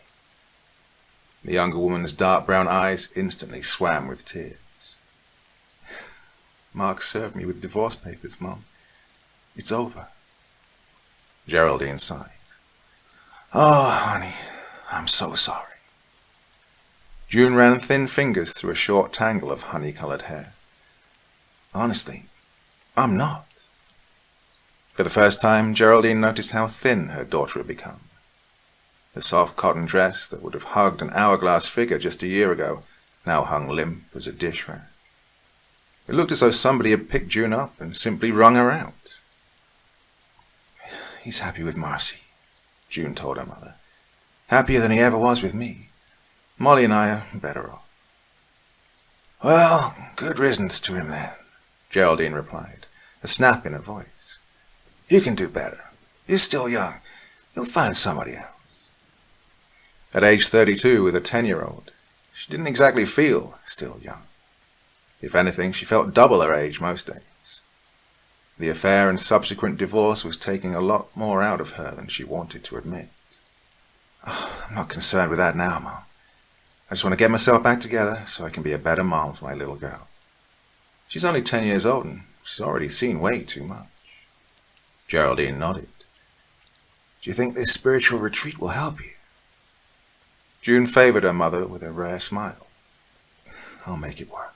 For Molly. Thank you for taking her for the summer, Mom. I'm not fit to be a full-time parent in the state I'm in." "Well, she always spends a month here each summer, right? 1 or 2 more?" "She's safe here," June said, glancing over her mother's shoulder to peer out the window. "Nothing but woods and streams, townhouses and cottages. There aren't any freaks or child molesters running around like there are in the city." Geraldine turned and smiled as she watched her granddaughter play on the tire swing. She was on her stomach, and she wound up the rope as tight as her legs would allow and was letting its unraveling spin her around. "Why did you name her Molly?" "What?" June's voice rose an octave. She gave an uncertain little laugh. "Mom, that was out of the blue. Besides, you know why I named her Molly." Geraldine turned back, a small frown furrowing her brow. "I do?" "Mom, really?" June regarded her mother quizzically. "What brought this on?" Geraldine shook her head. Humor an old woman, will you?" "Mom, you're only 62, June protested. Then, seeing the strange look that had come into her mother's eyes, June relented. "All right, I got the name from you. I guess I can see you really don't remember, though." Geraldine's frown deepened. "Do you remember the stroke you had right before I gave birth?" "Oh, yes, of course. We were in the hospital at the same time. Oh, I really thought I was a goner." "Yes, and I was so worried about you that it brought on my labor a few weeks early." Mike and I hadn't decided on a name yet. She was just baby girl Larson for almost a week. Geraldine nodded, listening. I brought the baby in for you to see. I sat on the edge of your bed and showed you your granddaughter. You'd been dozing, but you opened your eyes for a second and looked at her. The first word out of your mouth was, "Molly," Geraldine finished. Her hand flew to her mouth. "Oh, June, I'd completely forgotten that." June shrugged her small shoulders. "Well, I took it for a sign or something. It's a beautiful name."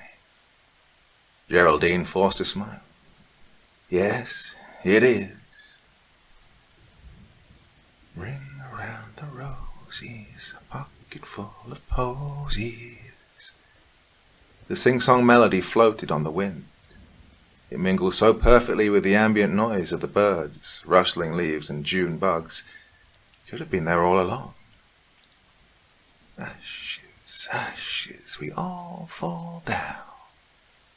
The familiar words fell from Molly's lips in a whisper. She wriggled out of the tire swing and glanced around. "Hey, who said that?" Molly stood by the swing, one hand on the tire to slow its movement. She looked around but saw nobody else nearby. Somewhere in the distance, a lawnmower started up. A movement out of the corner of her eye turned her attention to the woods. The tall thicket of grass at the edge of the property began to ripple, even though there was no breeze. The hint of a giggle coming from that same direction made Molly move closer. She began walking towards the woods as though her small, bare feet had a mind of their own. "Allie?" Molly asked uncertainly. "Is that you?" The movement in the grass stopped, and Molly too halted. She was standing just at the edge of the woods now. The grass came nearly to her shoulders in some spots. It was then that Molly noticed the change in the atmosphere. The sound of the lawnmower and the beetles were muffled now, as though 2 thick wads of cotton had been stuffed into her ears. Shaking her head, she took a step forward, reaching out both hands to part the blades of the grass. Then the thin, white hand came down on her shoulder. She screamed. "How's your grilled cheese, sweetie?" Geraldine asked. Molly washed down a thick wad of bread and cheese with a swallow of milk. The glass had begun to sweat, and it slipped in her hands, making a loud thwop against the table when she tried to set it down. She jumped at the noise. "It's good, Grammy." "Oh, I didn't mean to scare you outside, honey," Geraldine said. "It's just I've been trying to call you. You didn't seem to hear." "I'm sorry." Molly felt her insides squirm at the recollection of the incident by the woods. Why had she been so scared? Molly prided herself on never being afraid, especially since Mum always seemed to be. When the hand had grabbed her shoulder out in the backyard, Molly didn't immediately recognize it as her grandmother's, and she'd shrieked like a baby gazelle being mauled to death by a lion. How embarrassing.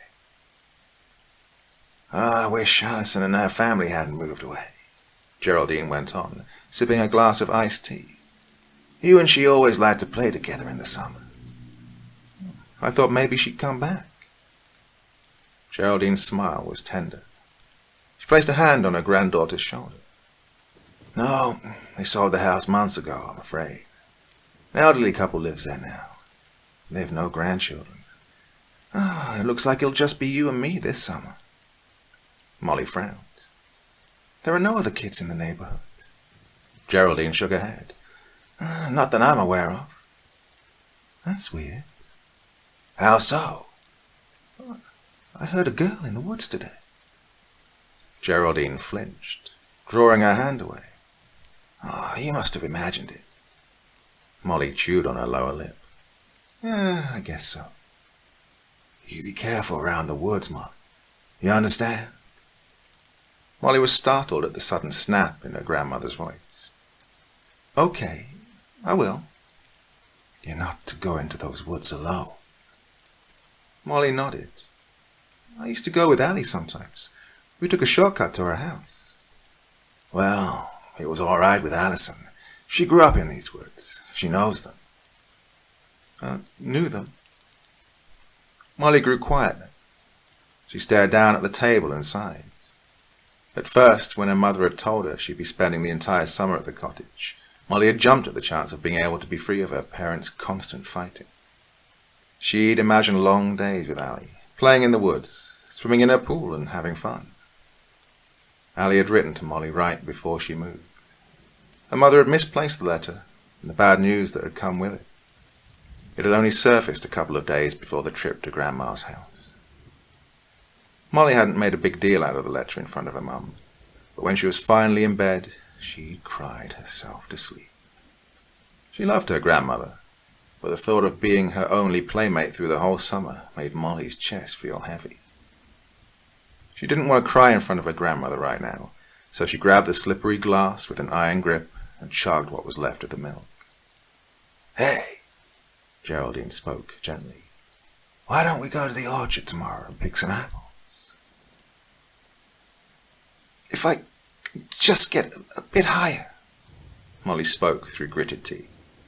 She stood under a small apple tree, one arm stretched so high it felt as if any moment it might come out of the socket. She was pushing so hard to reach the shiny green orb above her head that her toes hurt. She felt a surge of renewed hope when her fingertips brushed once and then twice around the fruit. Then a sudden cramp in her left leg sent her sprawling to the ground. "Damn it!" She brushed sweat-soaked hair off of her forehead. She glowered at the apple as it bobbed in the slight breeze. She might as well have been laughing at it. "Need a hand?" Molly turned to see a tall, dark-haired boy beside her. Though she hadn't answered his question, he was already stooping to pick up the apples that had spilled out of a small basket. Molly guessed him to be about 12. "Oh, thanks," Molly said, getting up and brushing off her backside. The boy smiled shyly and returned her basket. "No problem," he said with a shrug. "I'm Adam." "Molly." "You live round here?" "No," Molly said, shaking her head. "I'm visiting my grandmother for the summer." "Oh, come to think of it, where was her grandmother?" Molly scanned the rows of trees. She could have sworn she was just beside her only a moment ago. "Is her house here in town?" Molly had been concentrating so hard on trying to locate the familiar purple dress and grey hair that she started at Adam's words. No," Molly said, shifting the basket. "She lives in a cottage out at Bridge Creek, right by Harper's Woods." Adam's mouth dropped open, and he took a step backward. He seemed to be about to say something when he was interrupted by a sudden yell to their left. "Molly!" Geraldine, face flushed, hair askew, came panting toward the two children. Her eyes darted back and forth between them as she laid a hand on her granddaughter's shoulder. "Where have you been? I thought you were right behind me." Molly felt her face begin to flush at being scolded in front of a boy who was almost a teenager.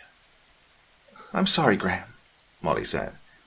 "I thought you were right behind me, too." "Hello there," Geraldine said stiffly, nodding curtly to Adam. "Hello, I'm Adam. I'm here with my dad, but he knows where I am." Molly suppressed a giggle. The kid obviously thought he was about to be scolded as well. "Oh, all right," Geraldine said, her expression softening. "That's good to know." "Sweetie, you almost ready to get going? We need to stop at the grocery store before we go home." "Sure," Molly said. Nice meeting you, Adam." "Nice meeting you, Adam," Geraldine parroted. Molly and her grandmother had made it most of the way out of the orchard before Adam bounded back into sight. He tapped Molly on the shoulder and greeted her startled cry with a wide grin. In his hand he held the elusive fruit that had caused their meeting. Decided you might want this," he said, topping off her basket. "Oh, thanks," Molly said, glancing backward to be sure she didn't lose her grandmother again. "Hey, listen, I guess you haven't heard, huh?" Molly frowned at Adam's sudden change in tone.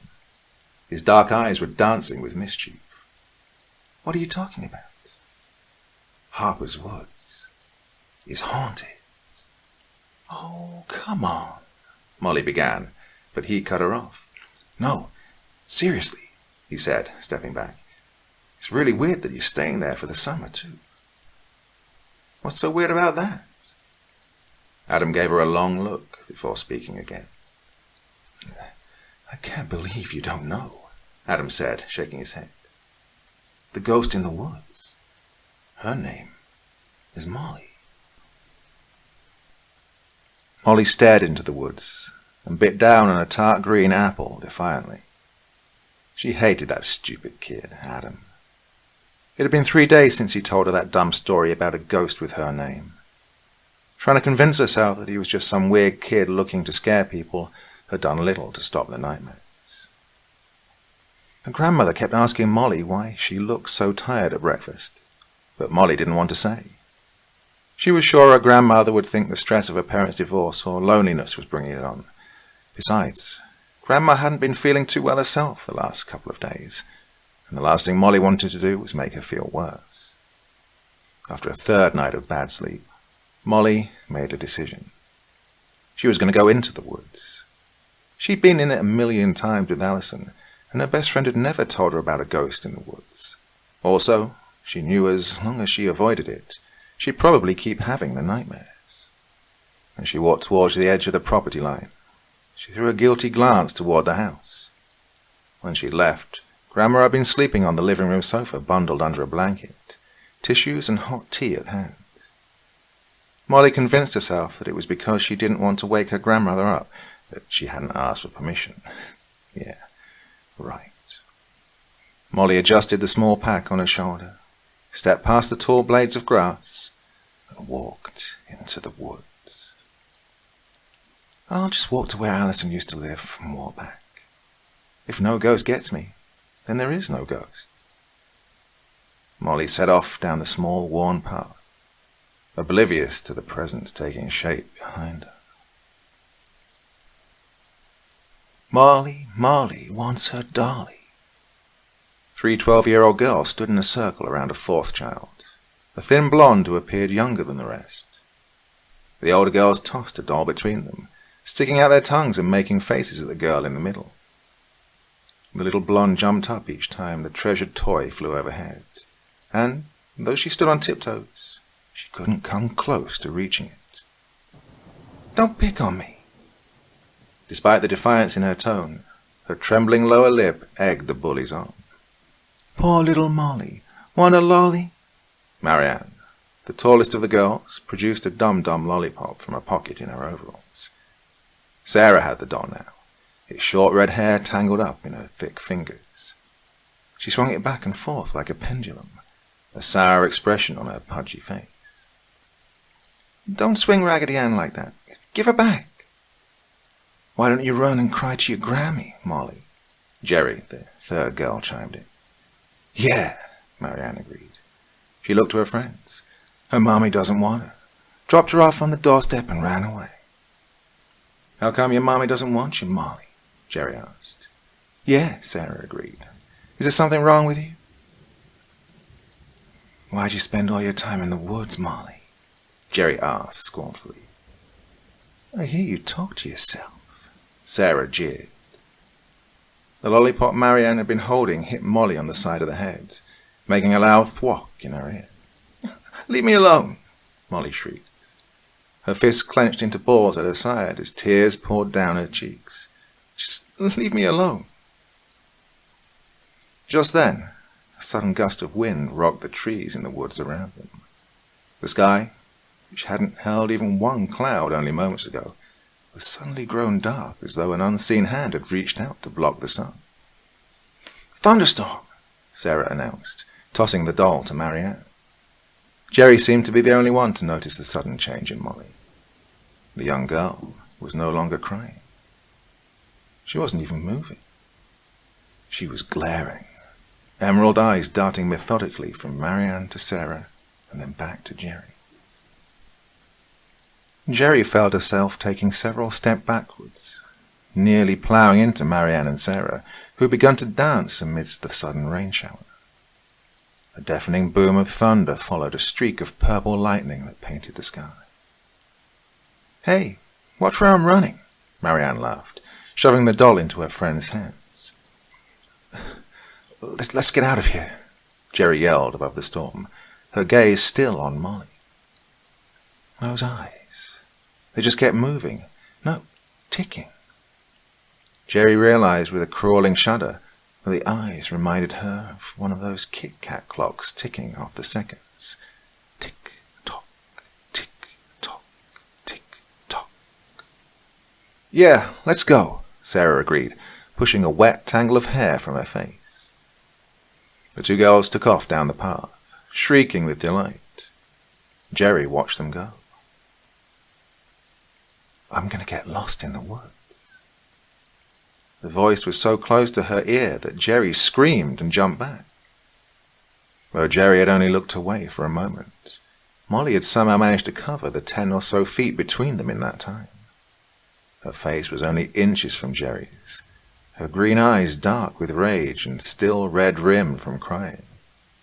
She snatched the Raggedy Ann doll from Jerry's loosening grip with animal ferocity. The smile on Molly's pale face was pure rage. "But I'll come back for all of you." Geraldine woke with a start, her hand clutching at her sweat-soaked chest. As she struggled to right herself on the sofa, she was seized by a sudden coughing fit. Grabbing a cushion for support, she reached for a tissue and waited for the fit to pass. "Damn it," Geraldine cursed. She could still see the cold eyes locked onto hers, still feel the sudden shock of cold raindrops through the canopy of dense forest. "I'll come back for all of you." That whispered threat, uttered nearly 5 decades ago, still echoed in her mind as though the words had just been spoken. Marianne, Sarah, and Geraldine had all made it out of the woods unscathed that day, and Molly had stayed true to her word. She disappeared. The search party had been sent out to look for her when Jerry, despite the protests of her friends, told Molly's grandmother that they'd last seen her playing in the woods. Neither Molly nor the body of the young girl was ever found. Jerry had been terrified to knock on the old woman's door. For decades she'd held the title and reputation of town witch. Though she had been polite, Molly's grandmother had stared coldly at young Geraldine throughout her well-rehearsed lie, as though she could see straight through her. She knew what the kids in the neighborhood said and did to her grandchild, though she passed away long before she ever saw what Molly had in store for them. 10 years later, on the exact anniversary of the day Molly disappeared, then 21-year-old Marianne Hutchins decided to go for a walk in the woods. Though she hadn't entered them in a decade, she got up early in the morning, left her newborn son with a neighbor, and vanished. The neighbor would later report that Marianne had looked almost as if she was sleepwalking. The neighbor also noted that she thought it odd that Marianne was not wearing a coat, as it had been pouring rain. They found her body by the river 3 days later. The papers hadn't been specific, but the ranger who'd found her began telling tales to anyone who would listen that the young woman had been found with her eyes wide open, face contorted in fear.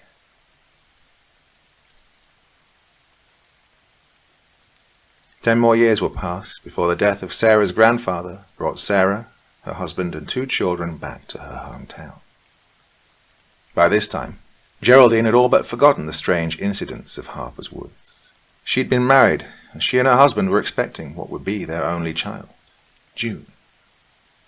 Geraldine had been sitting at the kitchen table the next morning, cutting Sarah's grandfather's obituary out of the paper, when the phone call came in. Sarah's husband could only conclude that, in her grief over losing her grandfather, Sarah must have woken in the night to take a walk and had perhaps gotten turned around in territory much changed since her childhood. They found her car parked just outside of Harper's Woods, and the body only 20 minutes later. Though the coroner had proclaimed accidental drowning as the cause of death, Geraldine knew better. It was then that Geraldine made peace with the fact that she only had 1 decade left to live. But death instead came to claim the life of Geraldine's husband during the span of that 10 years. And she didn't come in the form of an angry child on a specific anniversary day. Walter had simply stepped off the curb and had been hit and instantly killed by a drunk driver. Though Geraldine spent some time worrying over June, she soon convinced herself that nothing supernatural had ever had designs on them. The strange deaths of Marianne and Sarah were just creepy coincidences. The insurance money Geraldine had come into from her husband's death had helped her and her young daughter more than either of them had expected. June was able to attend a private boarding school during the fall and spend each summer at an exclusive summer camp. Geraldine closed her eyes now and forced herself to take a deep breath. Picked up her mug of cold tea and took a long swallow to further calm her throat and prevent another coughing fit. She dabbed at the corners of her eyes with the tissue she still clutched in her hand. She rose from the couch and made her way to the kitchen.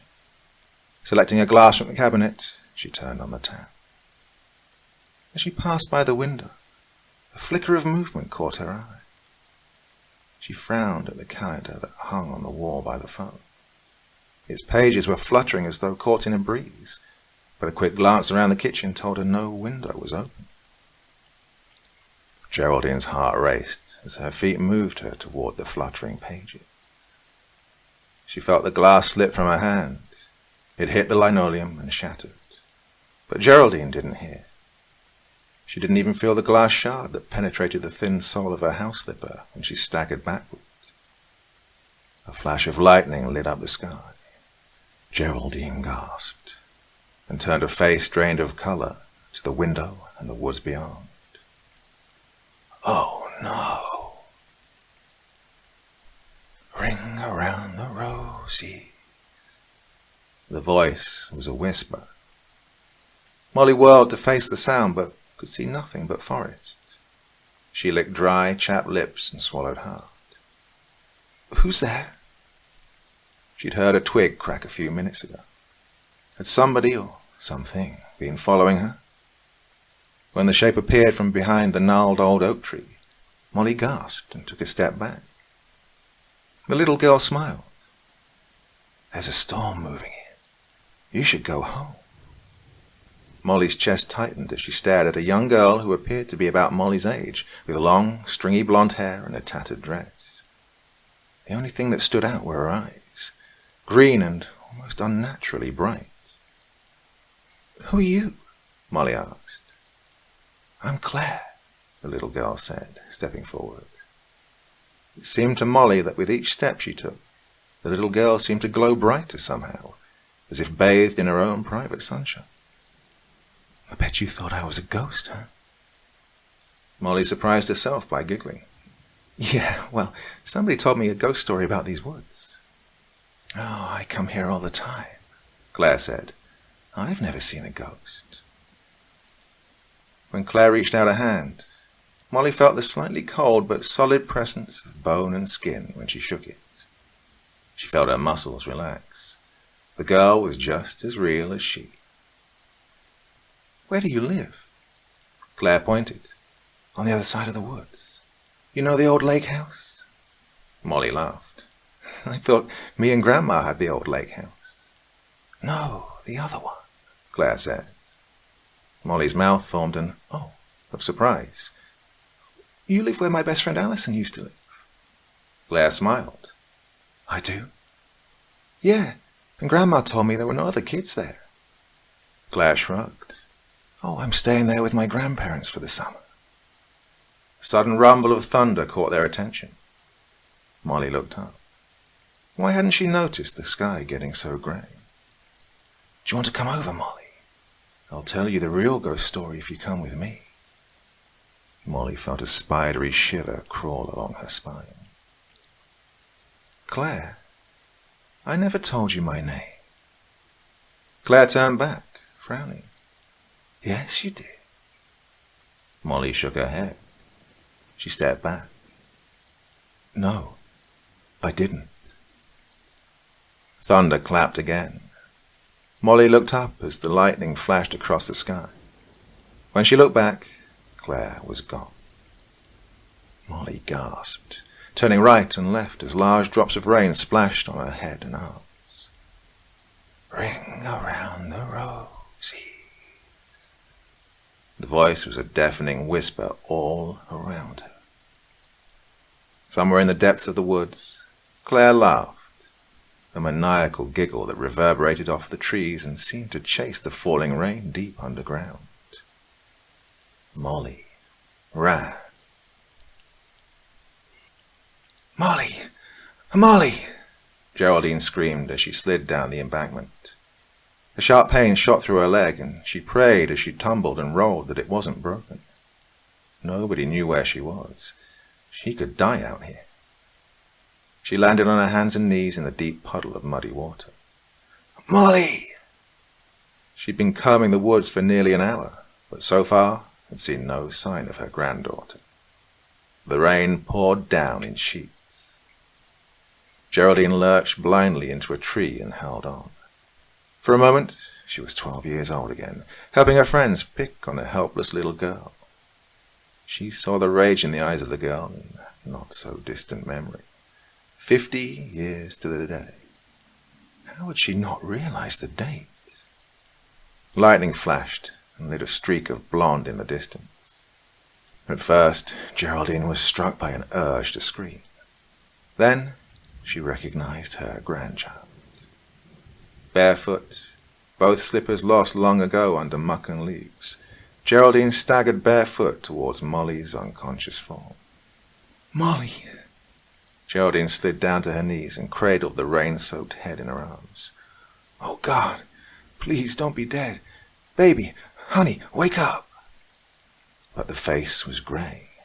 The blue lips parted. Geraldine put her hand to those lips and felt no breath. "Oh, God. Molly!"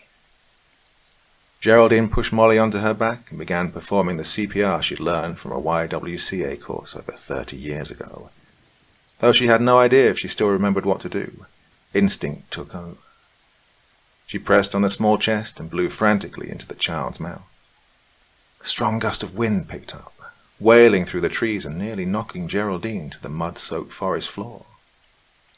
She looked up, gasping, momentarily distracted from her task. And she just heard a voice. Something moved in the distance. A figure. Was somebody out there? "Help! Help! Over here, please! It's my granddaughter. I think she's drowned." Something moved, an amorphous figure melting into the trunk of a tree. Geraldine squinted, shook her head and resumed the chest pumps on her grandchild. An explosion happened beneath Geraldine's hands as Molly sat bolt upright and gasped for air. She fell onto her side and began coughing up water. "Molly! Molly!" Geraldine cried, holding her granddaughter close. "You're all right. Oh, you're all right." "Grandma?" "That's right, honey. Grammy's here." Geraldine pulled Molly away and held her at arm's length, checking her over for any injuries. The child's face was still pale, but the color was quickly returning. Geraldine smoothed the hair out of her granddaughter's eyes. Her granddaughter's eyes. They were green. All pretense gone, the strange child's mouth twisted into a wicked smile. "Hello, Jerry." Geraldine staggered backwards with a shriek. No, where's my granddaughter? Where's Molly?" The little girl shook her head slowly, looking down at Geraldine as though she were a slug beneath her feet. Crossing the short distance between them with unbelievable speed, Molly knelt down and pressed her face close to the older woman's. "I am Molly, silly." No, you're not my Molly," Geraldine yelled, trying to pull herself upright in the mud. A sudden pain shot through her arm and radiated upward through her jaw.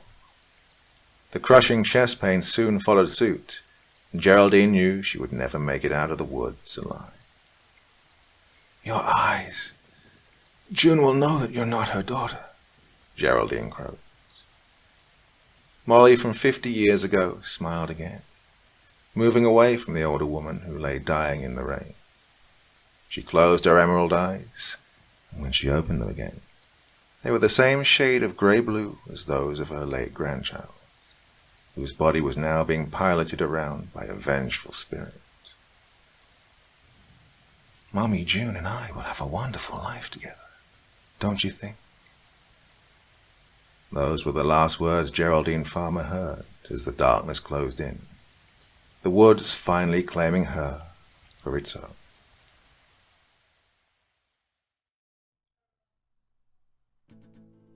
I don't like people much. Never have.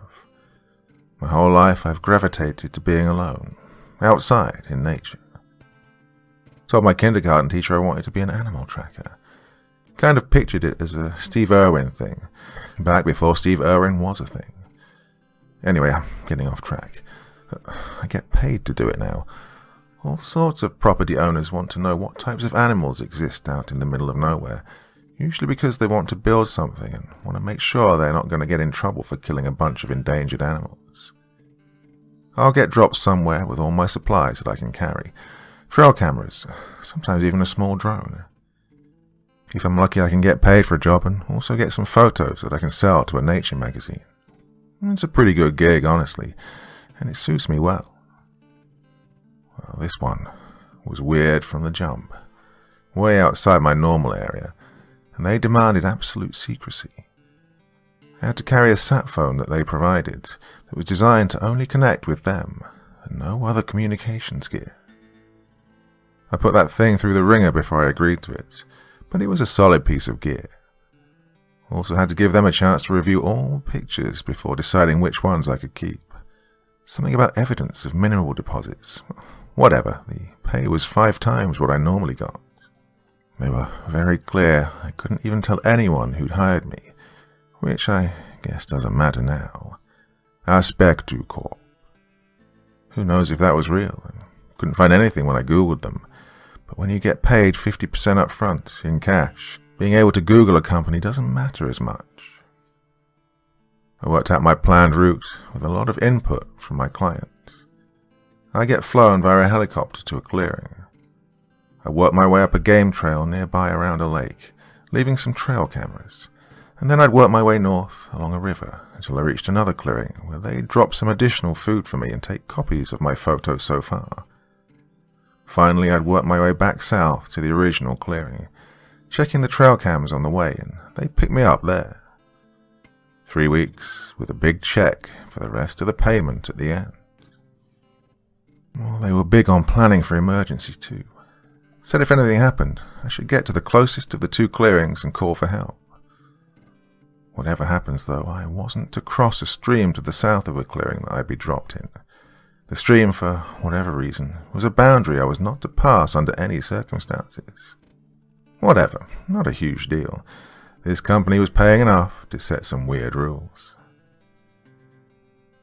Travel was a breeze. I got picked up right on schedule. Black car to a private jet to a helicopter pad on the edge of the world. Nothing below me but green as far as the eye could see, carved through with rivers and lakes. Nothing man-made, not a single road I could see anywhere. The pilot looked like an ex-military guy, with a lean build, short haircut, and a company polo. He had a little rocker on the sleeve that said, Nec Divinos. I asked him what it meant, and he brushed me off. Fine, I don't like small talk either. Getting dropped off here was a sensation I'll never forget.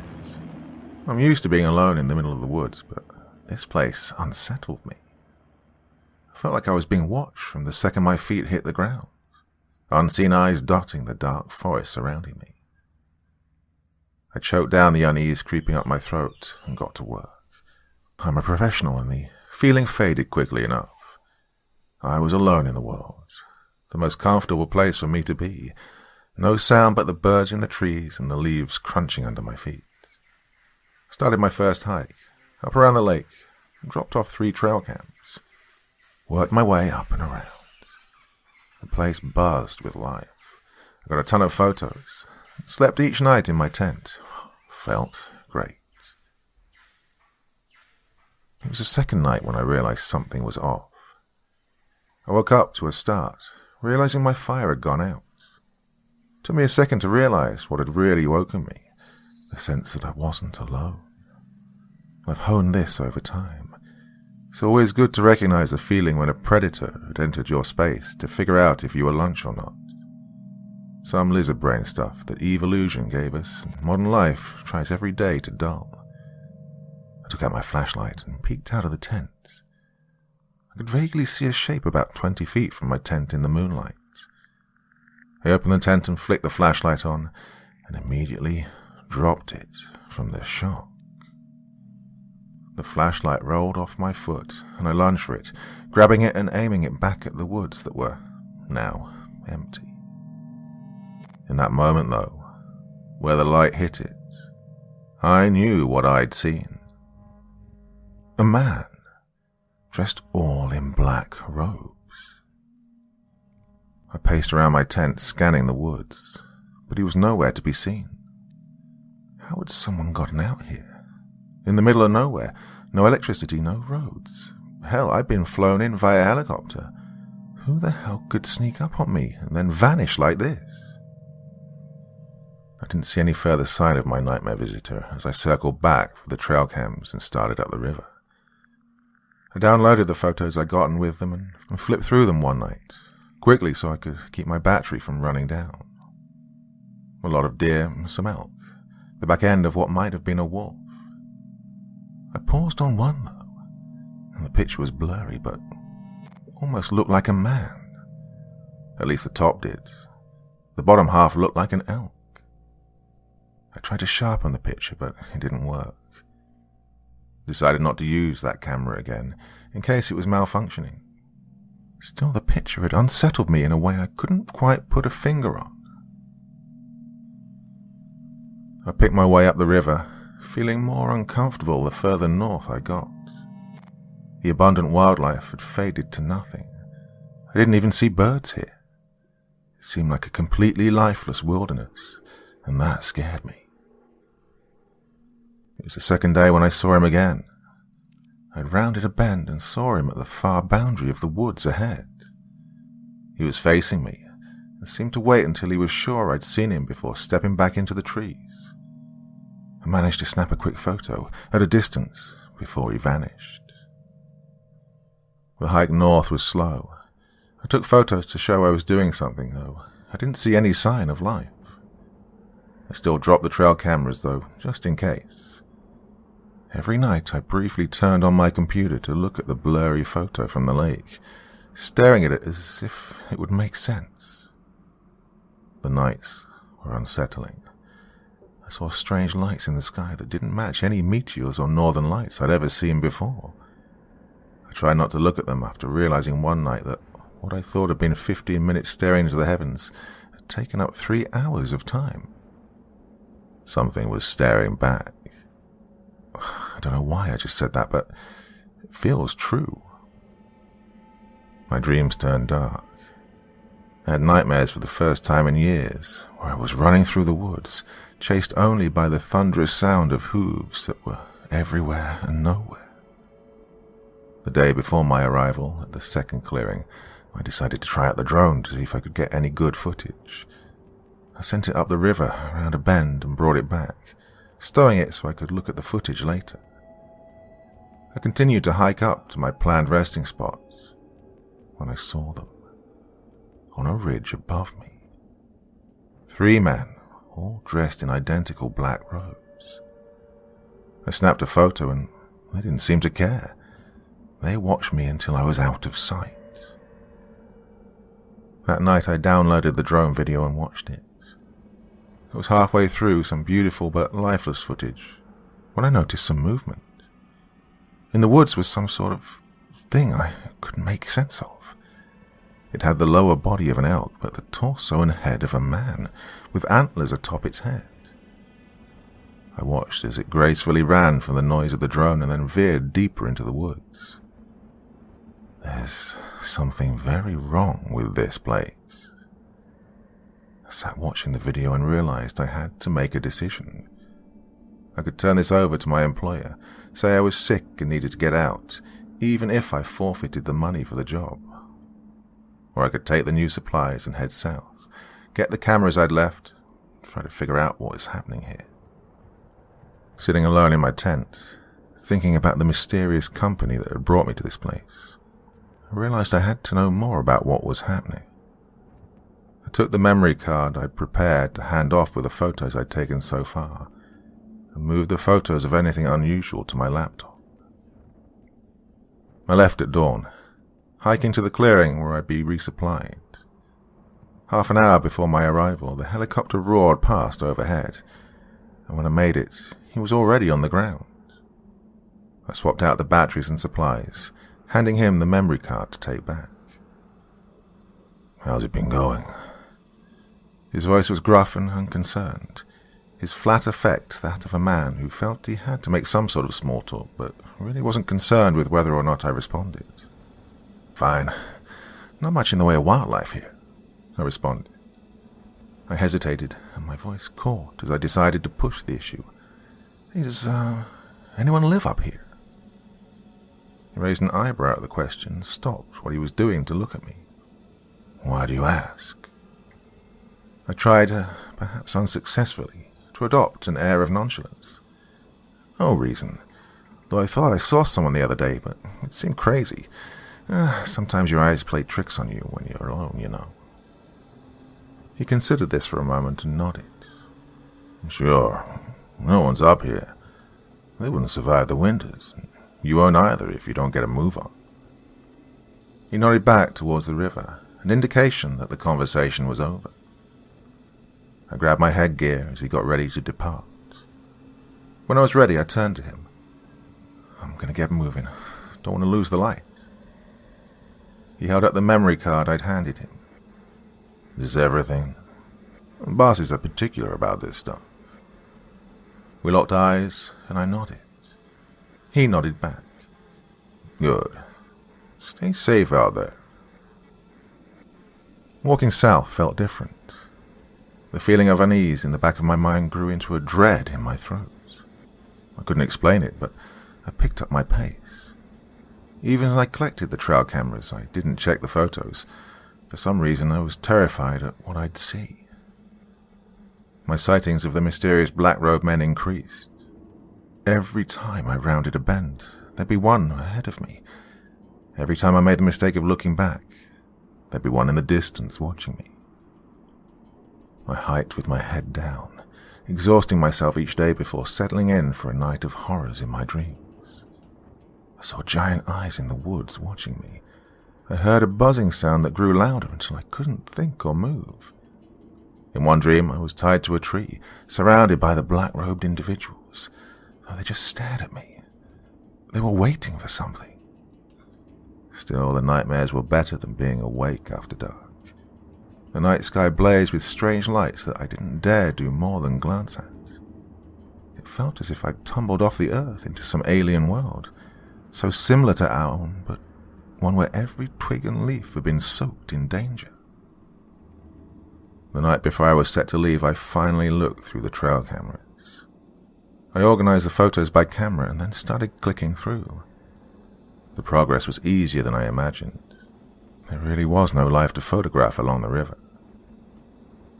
What I did see were the strange creatures I glimpsed from the drone footage. There was a pack, a herd of them, and as I stared at the dates I realized they'd grown closer to me as I moved north on the river. They triggered the first camera 3 days after it was set up, but by the time they passed the last camera, they were arriving just hours after me. I paused, listening to the sounds of the night surrounding me, straining for a noise that would indicate I wasn't alone, but hearing nothing. The nights had grown colder, and the days started to follow suit. I could see my breath as I arrived at the clearing where this journey had begun. I sat down and picked up my lunch while waiting for the helicopter to arrive. But it didn't. As night started to fall, I started to second-guess myself. Had I made better time on the return trip? Was I a day ahead of schedule? I checked the date on my computer screen and camera. and I misunderstood. I made my camp and decided to wait until the morning. By noon the next day there was still no sign of the helicopter, and I powered on the satellite phone they provided. The helicopter pilot answered on the first ring, and I felt a relief so strong I couldn't help break the ice with a joke. Have you ever had one of those days where you're forgetting to do something but can't figure out what? I laughed as I said it. His pause was agonizing, and in that moment my world crumbled. I'm not coming back out, man. I'm sorry. My mind raced and the words tumbled out in a nervous stream. Stop messing around. When will you be here? His voice sounded forlorn.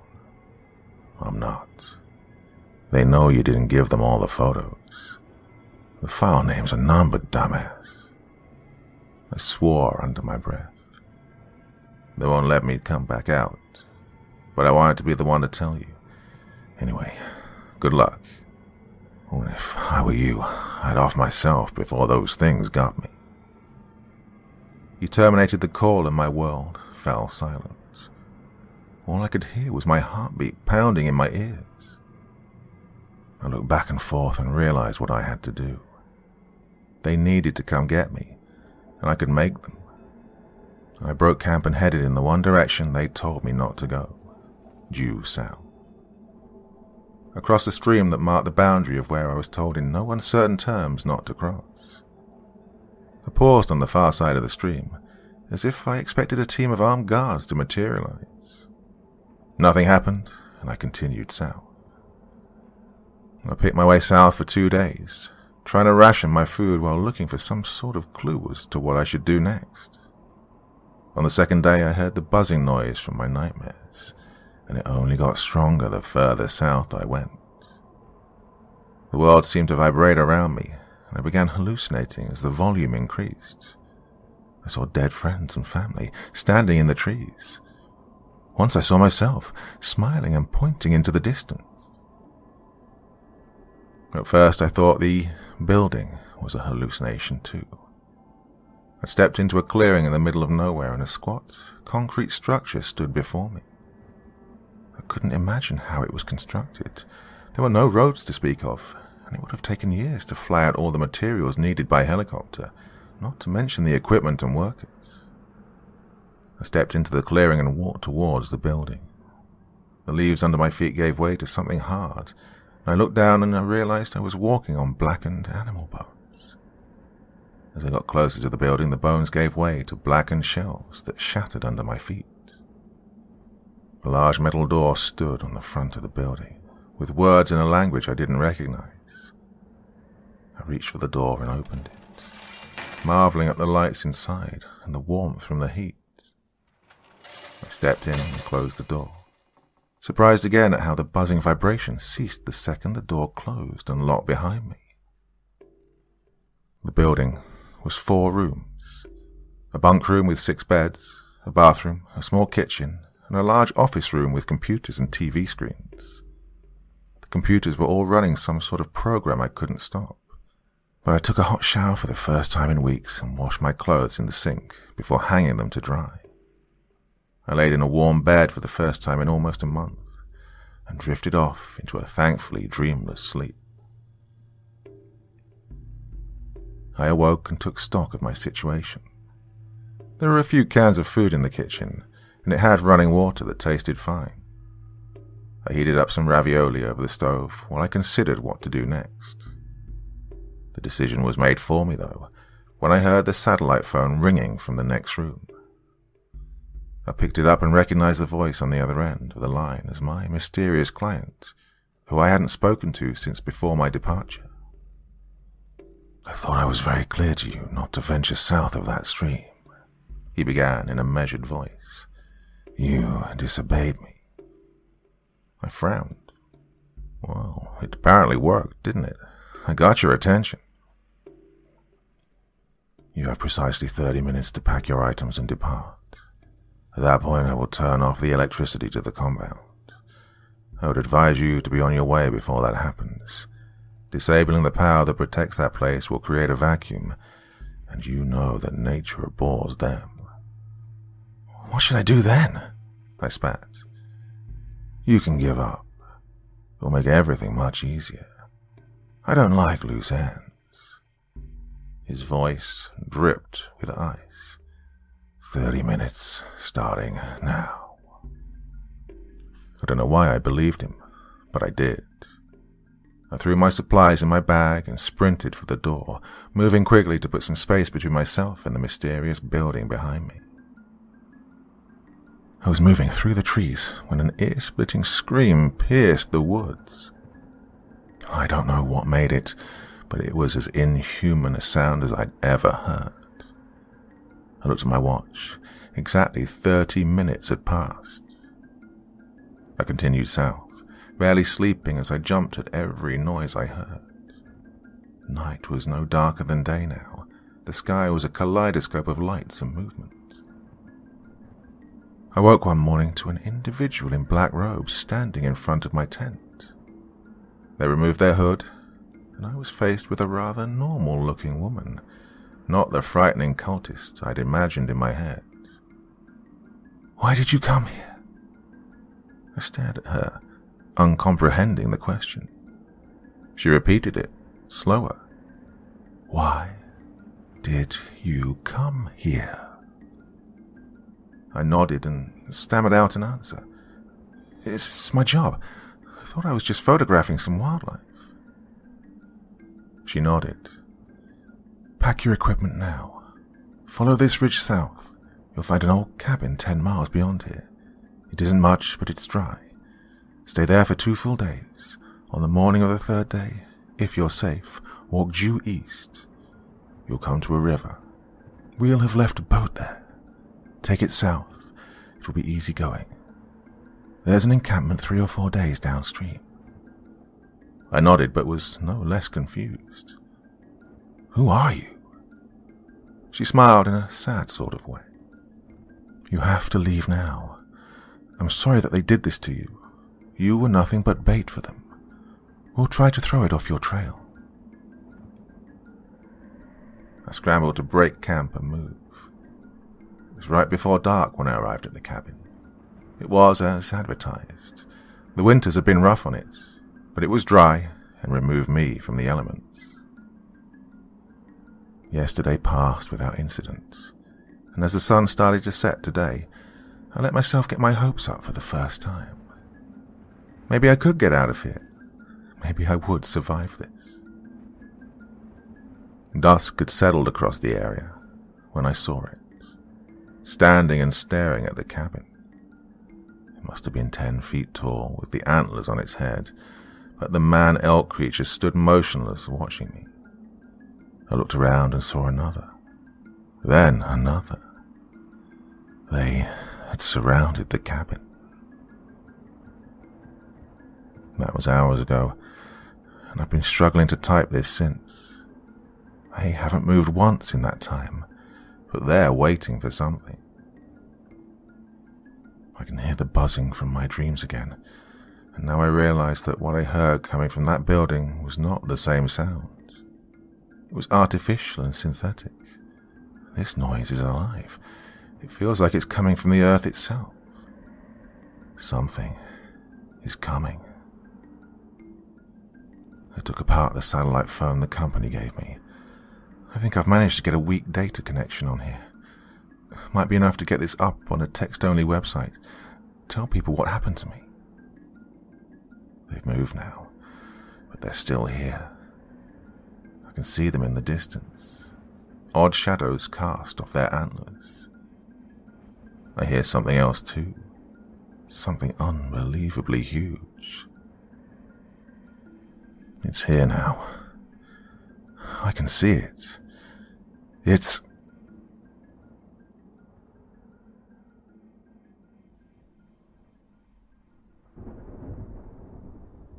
Ever been in love? That burning emotion of passion, one that surges through your soul, able to transcend all of time itself. That feeling you'll think can last forever, only to be shut down by the harsh fist of reality. The shattering dread that fills you for months, years after it ends, be it due to drama, distance, or death? What if you could make a single moment of bliss last forever? To be united with your soulmate for the rest of eternity? Would you take that chance? Or would you let it slip through your fingers like I did? I was given the chance of forever, but now I'm doomed to live out my days, and eventually die and be washed away by the marching passage of time, while she is one with the bleeding tree, flesh stripped from her bones as she's nurturing the ever-growing forest, suffering until the end of days. It was our 7-year anniversary, and I promised Jen the perfect date. As we were both avid hikers, I figured a getaway picnic in a secluded spot, miles away from any other sentient being, would be ideal. Together we travelled on every trail, camped in every forest, and climbed each mountain within a 100-mile radius, which of course made it difficult to find a new romantic spot anywhere nearby. But after asking around on different forums and getting advice from some of our travelling buddies, I finally learned about a place only a 3-hour drive away from our city. A decently desolated forest named Morsewoods, which had very few trails. A hidden wonder of nature, which was exactly what we needed. One afternoon, a couple of days before our anniversary, I drove out myself to scout the area. I'd taken the day off work without telling Jen, to set off on my secret mission. I walked through the forest, marking trees with orange cloth as I made my way, hoping I'd randomly stumble upon a body of water, maybe a clearing to set up a basket and enjoy the sun. The forest ran wild with life, birds emerging from each tree as I walked past, curious to the new creature that had invaded their home, walking around on 2 legs with no wings. Through the trees, I could see a clearing in the forest, separated by a thick wall of thorny bushes. No sign of anyone ever wandering through, so I lay down on my knees and crawled my way through, cutting myself on the thorns in the process. But it was worth it. On the other side I found a clear, open space only decorated by a lake and a single tree on the side, standing tall with branches spreading out so thick it provided a perfect parasol of cover against the midday sun. Oh, it was perfect. After a quick survey of the area, I decided to dig a small hole under the tree, digging down a casket containing a bottle of wine alongside any non-perishable food. The picnic would be a surprise, and at its end I would bring out the true anniversary gift, an engagement ring. Nothing too impressive, just a silver band with a half-a-carat diamond. Still, something I'd been saving up towards for the better part of a year. Being in our late 20s and all, young but determined, ready for commitment. The next 2 days passed at a snail's pace, waiting for the day to arrive. We'd both agreed to call in sick, waking up at the break of dawn. We had a system where we each had our turn at arranging our anniversary date, and this year it was my chance to impress. Last date, she'd taken me for a weekend trip up a mountain, and now I aimed to make it a day to remember for the rest of our lives. We drove the almost 200 miles away from our city towards Morsewoods before quickly making our way through the dense forest. It was the peak time for birds' mating calls, joyfully greeting us as we wandered through, enjoying the sun rising above the tree line. Deers had just started waking up, jumping curiously through the trees to inspect their new guests. Admittedly, I got a tad lost on the way, with a few of the cloth pieces having fallen off the trees. I was in the lead, trying to guide, and didn't want to admit my inadequacy. Walking a few yards ahead, I stumbled upon a dead deer in our path. It was bizarre, half buried in the ground, half the flesh torn from its body. No smell, so it couldn't have been there for very long, yet it just seemed so rotten. Before Jan could see it, I admitted that we'd gone off the path, and as soon as she realized we were off track, we just retraced our steps and quickly found our way again. Somewhere around 10, we found the thick wall of bushes and crawled through. I created a decent-sized hole during my previous visit, ensuring that Jen wouldn't get hurt on the thorns. A nasty cut would have been a huge turn-off for any date. And there it was, the perfect spot, even more delightfully idyllic in the glimmering morning light, reflecting on the dewdrops covering the leaves. "So, what do you think?" I asked. "Oh, wow. It's unbelievable. How did you find this place?" "Trade secret. I'd tell you, but then I'd have to kill you," I joked. "Oh, I'm sure I can find a way to extract that information later," she said as she winked at me. We'd brought a picnic basket with bread, spreads, and freshly made salad. Nothing too fancy, but Jen still didn't know about the hidden stash I'd put away under the tree. "Hey, what's this?" Jen said as she spotted a heart-shaped red balloon stuck under one of the tree branches. Beneath it hung a string, with an envelope attached to it.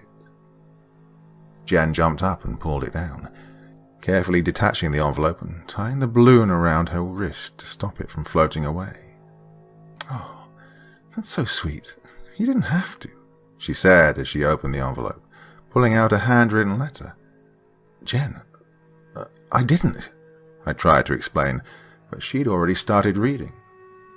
She quickly realized I had nothing to do with the letter, and when her face turned from joy to disappointment, but, well, she shook away her frown and returned to her gleeful self. "I guess somebody found this place before you," she giggled as she began reading the letter out loud. "Dear Sandra, you wouldn't believe a place like this could exist, undiscovered and hidden from the rest of civilization. Oh, it's so beautiful. A secret Garden of Eden, and the best part is I found it on accident. I bought you this balloon for your birthday. I wanted to tell you in person that I love you, but I guess I'm a coward. I realize we haven't told each other that yet, but I figured it would fit better here, by the crystal clear lake and the wonderful wildlife, especially the ducks. But, well, I can't leave. There'll be excellent food for the bleeding tree. I know how much you like ducks, but when I found this place, the tree was dying, and it wasn't strong enough to consume me, but if I feed it the birds, the rabbits, whatever other wildlife inhabits this area, I can finally merge with it and become one with the forest. I wish I could have taken you here, but I've already planted the seed within me, and if I leave, the seed will die. I'll attach this letter to the balloon and hope it finds you. Maybe you can come here and join me. The bleeding tree needs our flesh to live. Love, Jack." Jen handed me the letter with a confused look on her face. I think I must have misread something. That didn't really make any sense." I took the letter and skimmed over it. The handwriting was fairly unintelligible from the get-go, but it only got worse as it went on, and my dyslexic eyes could hardly decipher it. Jen had always been the one to translate doctor's notes and anything written in cursive. Despite my slow deciphering, it seemed correct. The bleeding tree needs our flesh to live. Oh, that's unsettling. Have you ever heard about the bleeding tree? I asked. Now, our town had quite a few legends, urban tales and various myths, but nothing like this. Jen shook her head, still looking confused and mildly worried. "It's probably a prank, right?" she asked. Yeah, it has to be. What else?" I said, before pointing to the balloon. "Yeah, and these helium balloons deflate, like, after a day, right? So somebody had to have put it here really recently." "Sure, but why?" She had a point. In the most secluded forest in our area, a place that seemed untouched by mankind, why would anyone plant a balloon with a fake note, unless they'd followed me, and even then, who would wander around for hours just to prank someone? "How about we just eat?" I asked. "I'm sure the balloon got caught in the wind or something, then somehow ended up stuck under this tree. Probably wasn't even meant for us, right?" She nodded, and we decided to prepare our picnic date. We started with the sandwiches and salad. I decided to keep the wine a secret until the end of the date, where I'd pour her a glass at sunset and propose with a ring, before we fell asleep under the stars. We ate, talked about a future we could only dream about, full of travel, adventures, free from the traditional work and adult responsibilities. Made futile plans about how we could make enough money to disappear off the face of the earth for a few years. We were dreamers, but that's how we liked it. Always talking about impossible things, some not even remotely grounded in reality. Jen took a knife out of our picnic basket, decided we should write our initials into the tree, to be remembered for the next few decades. "Do you want to do it?" she asked. I grabbed the knife and cut in R and J. I lay on the ground and stared up at the tree above. There was a small hole in the otherwise continuous ceiling of leaves, and beyond it hung a brilliant blue sky, an infinite cover for the secrets of the universe. My mind wandered, and I pondered all the possibilities of the world, which triggered a conversation we'd had 1,000 times before. "Wouldn't it be cool if we could just live forever?" I said rhetorically, not expecting an answer. "You don't want to live forever," Jen responded as if it were a fact. "Well, maybe not forever, but imagine a couple of 1,000 years to explore. Trust me, you get bored. You can't even finish a movie in one sitting." "That's different. I wouldn't get bored of this. Honestly, I could do this until the end of time," I argued. "It's not different. An eternity is, by definition, boring. Imagine having solved all the mysteries in the world, having thought every possible thought, seen every part of every planet. Well, what do you do next?" "So, you wouldn't want more time?" "Nope. Life is beautiful exactly because it's fleeting. It could vanish in a second, meaning we're forced to enjoy it as much as we can. Infinite life would just let us procrastinate finding happiness forever." The discussion went on like that for a while, like it had before, and like it most likely would in the future. As we finished up the salad, I scanned around for the patch of freshly dug dirt, thinking I should start planning the next stage in our date. To my surprise, there were no disturbed parts of the ground. Everything had been grown over, seemingly untouched. I had lost my secret hiding spot, and panic started to rise in my blood. "Are you all right? You look a bit worried," Jen asked. "Yeah, I'm going for a little walk, digest the food and all. Want to come with?" "Nah, I think I'll just lie here and write," she responded. Jen pulled out her journal and started writing about her day. She always preferred to relax after a meal, but I had to think, and thought that maybe I could remember where I put the stash if I walked around the area, but, well, I needed to be subtle. It was an oddly quiet afternoon, and though the sun stood high up in the sky, it was almost cold. That, in addition to the lack of animals surrounding the lake, it just felt wrong.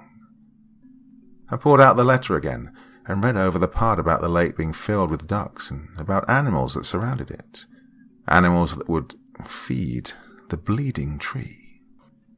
Then I saw something that contrasted starkly with the clear water and the smooth rocks beneath it, shattering the monotonous glimmer.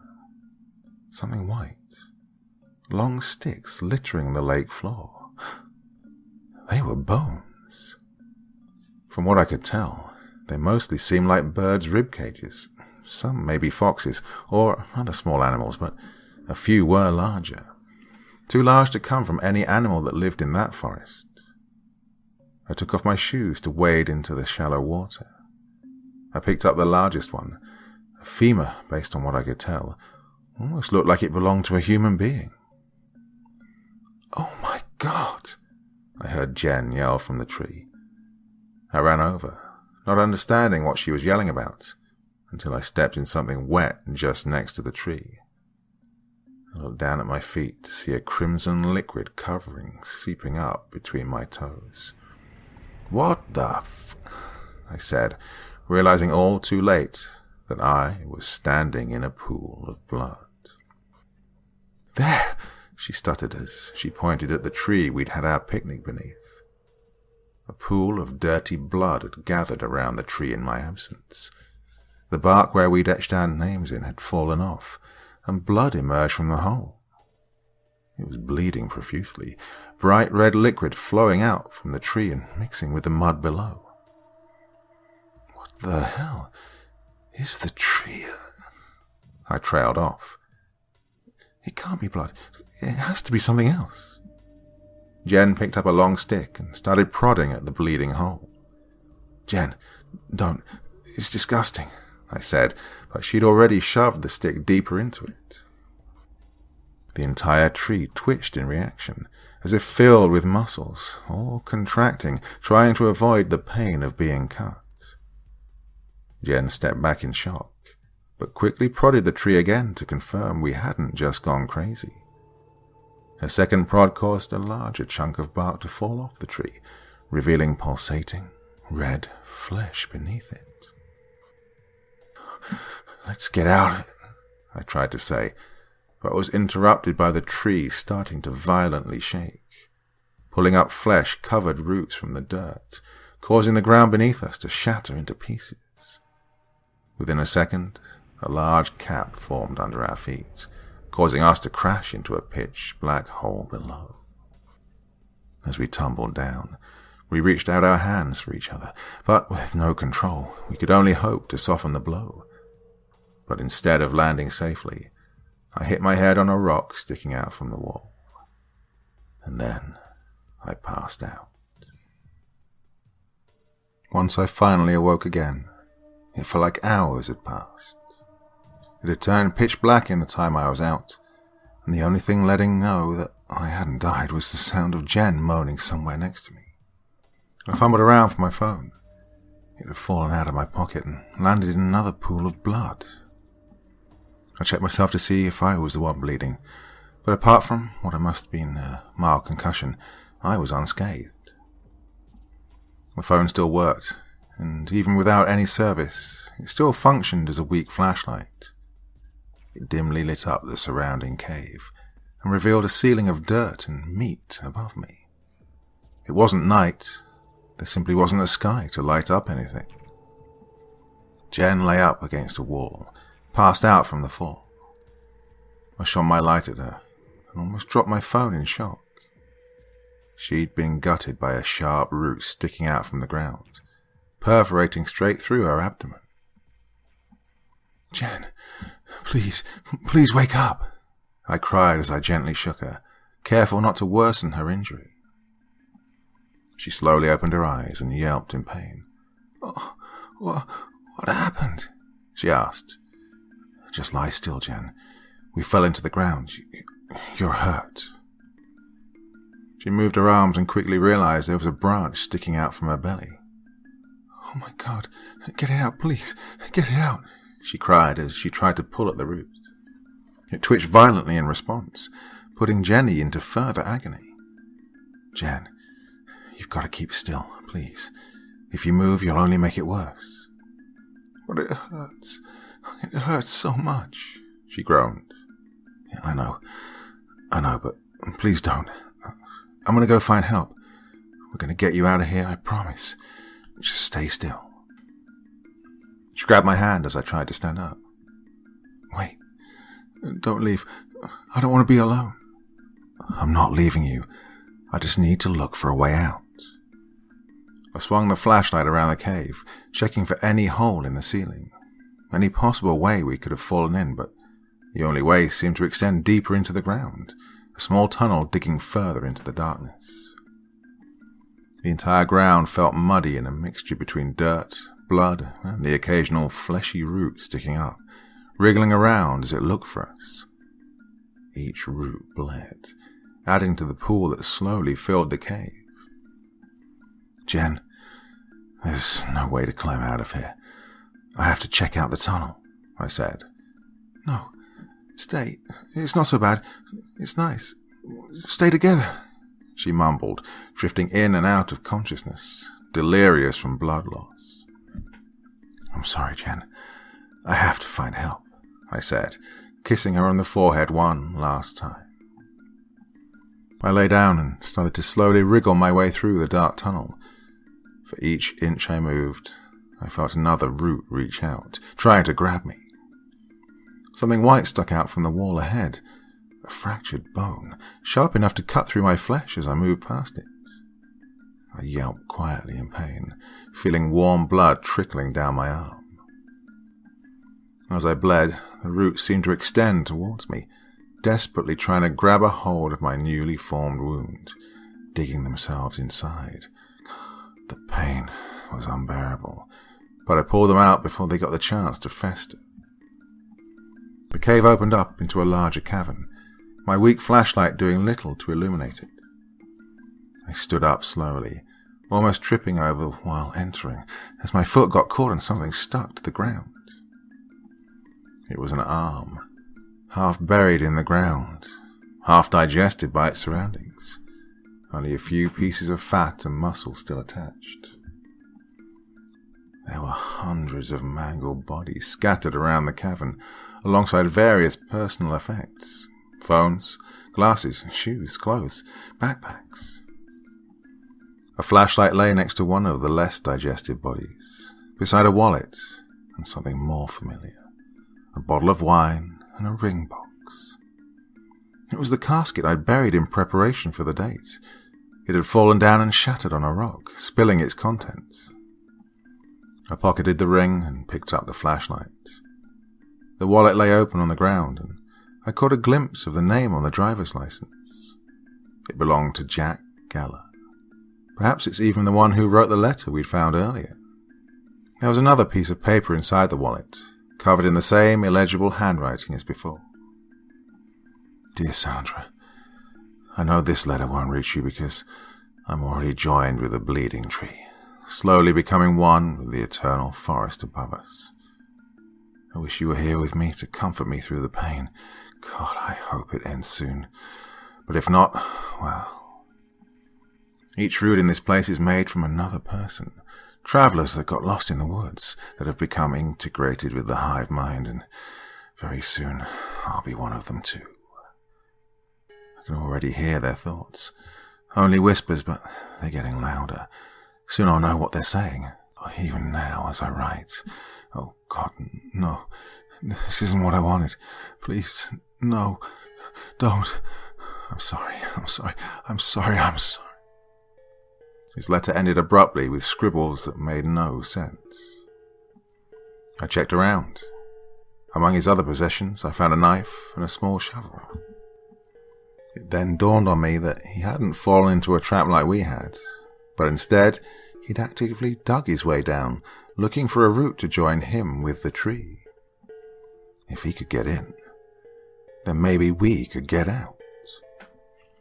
I grabbed his belongings and started crawling back, once more cutting myself on the bone, unable to avoid it.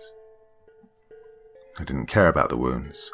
I was determined to get Jen out of there, to bring her back to safety, even if it killed me. Jen had awoken by the time I returned, but the root had grown in size, wrapping around, splitting up into smaller tendrils that actively dug into her chest, even bulging out through her skin. I bent down, ready to cut away the fleshy roots, but she grabbed my hand before I could start. She stared into my eyes, pleading for me to stop what I was about to do. Jen, come on, look, I know it'll hurt, but I have to cut you loose, I said, tears welling up in my eyes. She just looked back at me, and I could see the pain she was suffering from. I pulled out the little box I'd hidden in my pocket and opened it, revealing the ring. I was going to, but I sobbed, unable to bring out the words I'd practiced for so long before our anniversary. I just hoped she'd understand and be distracted enough so I could cut the roots. And then she finally spoke. It's nice here. What? Stay with me. Let's just stay here, she said, her voice tired and completely rid of any emotion. Tears ran down my face, but she no longer cared. She wouldn't let me free her. You'll die if you stay here, Jen. Please, I begged. No, Nothing dies here. Nothing is allowed to. She smiled, revealing tiny roots extending from her mouth. The tree had completely filled her. Even if I tried to cut her free, she'd still be riddled with the things. No, I'm getting you the fuck out of here, I yelled. I held her arms down and lifted my knife against one of the roots. It was surprisingly sharp considering how old it looked. It easily cut through one of the smaller roots, penetrating Jen's chest. She writhed in agony as the connection severed, blood spurting out from the stump of a root, a hollow tube sticking into her chest. It was her blood. She'd become so intertwined with the tree that killing the roots meant taking Jen with it. Jen's smile vanished, and she started crying. "Why are you hurting me? Stop it. I don't want to die. I don't want to," she sobbed. Then I did something I'll regret to the end of my days. I had the choice between killing the love of my life or letting her become one with the bleeding tree. Maybe I'm weak. Maybe I'm a coward, but I couldn't take her life. I just couldn't. So, instead, I took the shovel and started digging. I left Jen alone in the dark while I fought for my freedom. For each inch of dirt I removed, more roots and tendrils revealed themselves, reaching out in an attempt at digging themselves into my bleeding flesh. Another bone, another cut. But I kept going, digging with my spade and cutting with a knife, desperate to see the sunlight once more. Can't say for sure what happened next. It's all hazy and a mixture between blood loss and adrenaline surging through my veins. But I remember hitting through the dirt, a ray of moonlight greeting me on the surface, and minutes of crawling away from the bleeding tree to safety. Despite my severe injuries, I made it to my feet, continuously bleeding as I limped my way towards the car. I dropped my phone somewhere while digging, and only had the moon to guide my way back through the dark, silent forest, everything seeming grey in the lack of light. And then, at some point along my escape, I just collapsed. That was 2 months ago. Since then, I've been in the hospital, in and out of a coma. The doctors tell me I suffered septic shock. Apparently a reoccurring infection kept me at bay until last week, when I finally awoke. They called it a miracle, but it doesn't feel like one. I left the cave to find help, to stop the tree from consuming Jen, but by now her flesh has been torn from her bones, and I can only imagine she's one with it, to suffer for all eternity. I couldn't save her from an eternity of pain, and it's all my fault. This is my goodbye. No one should suffer the same fate Jen did, and yet I'm going back. I should have killed her before she got consumed by the roots, but now I can do nothing more than to join her. I'm going back. At least she won't have to suffer alone.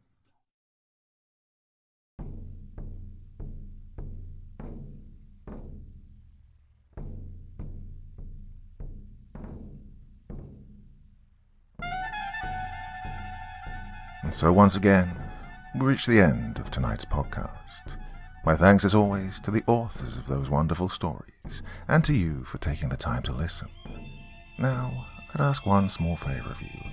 Wherever you get your podcast from, please write a few nice words and leave a 5-star review, as it really helps the podcast. That's it for this week, but I'll be back again same time, same place, and I do so hope you'll join me once more.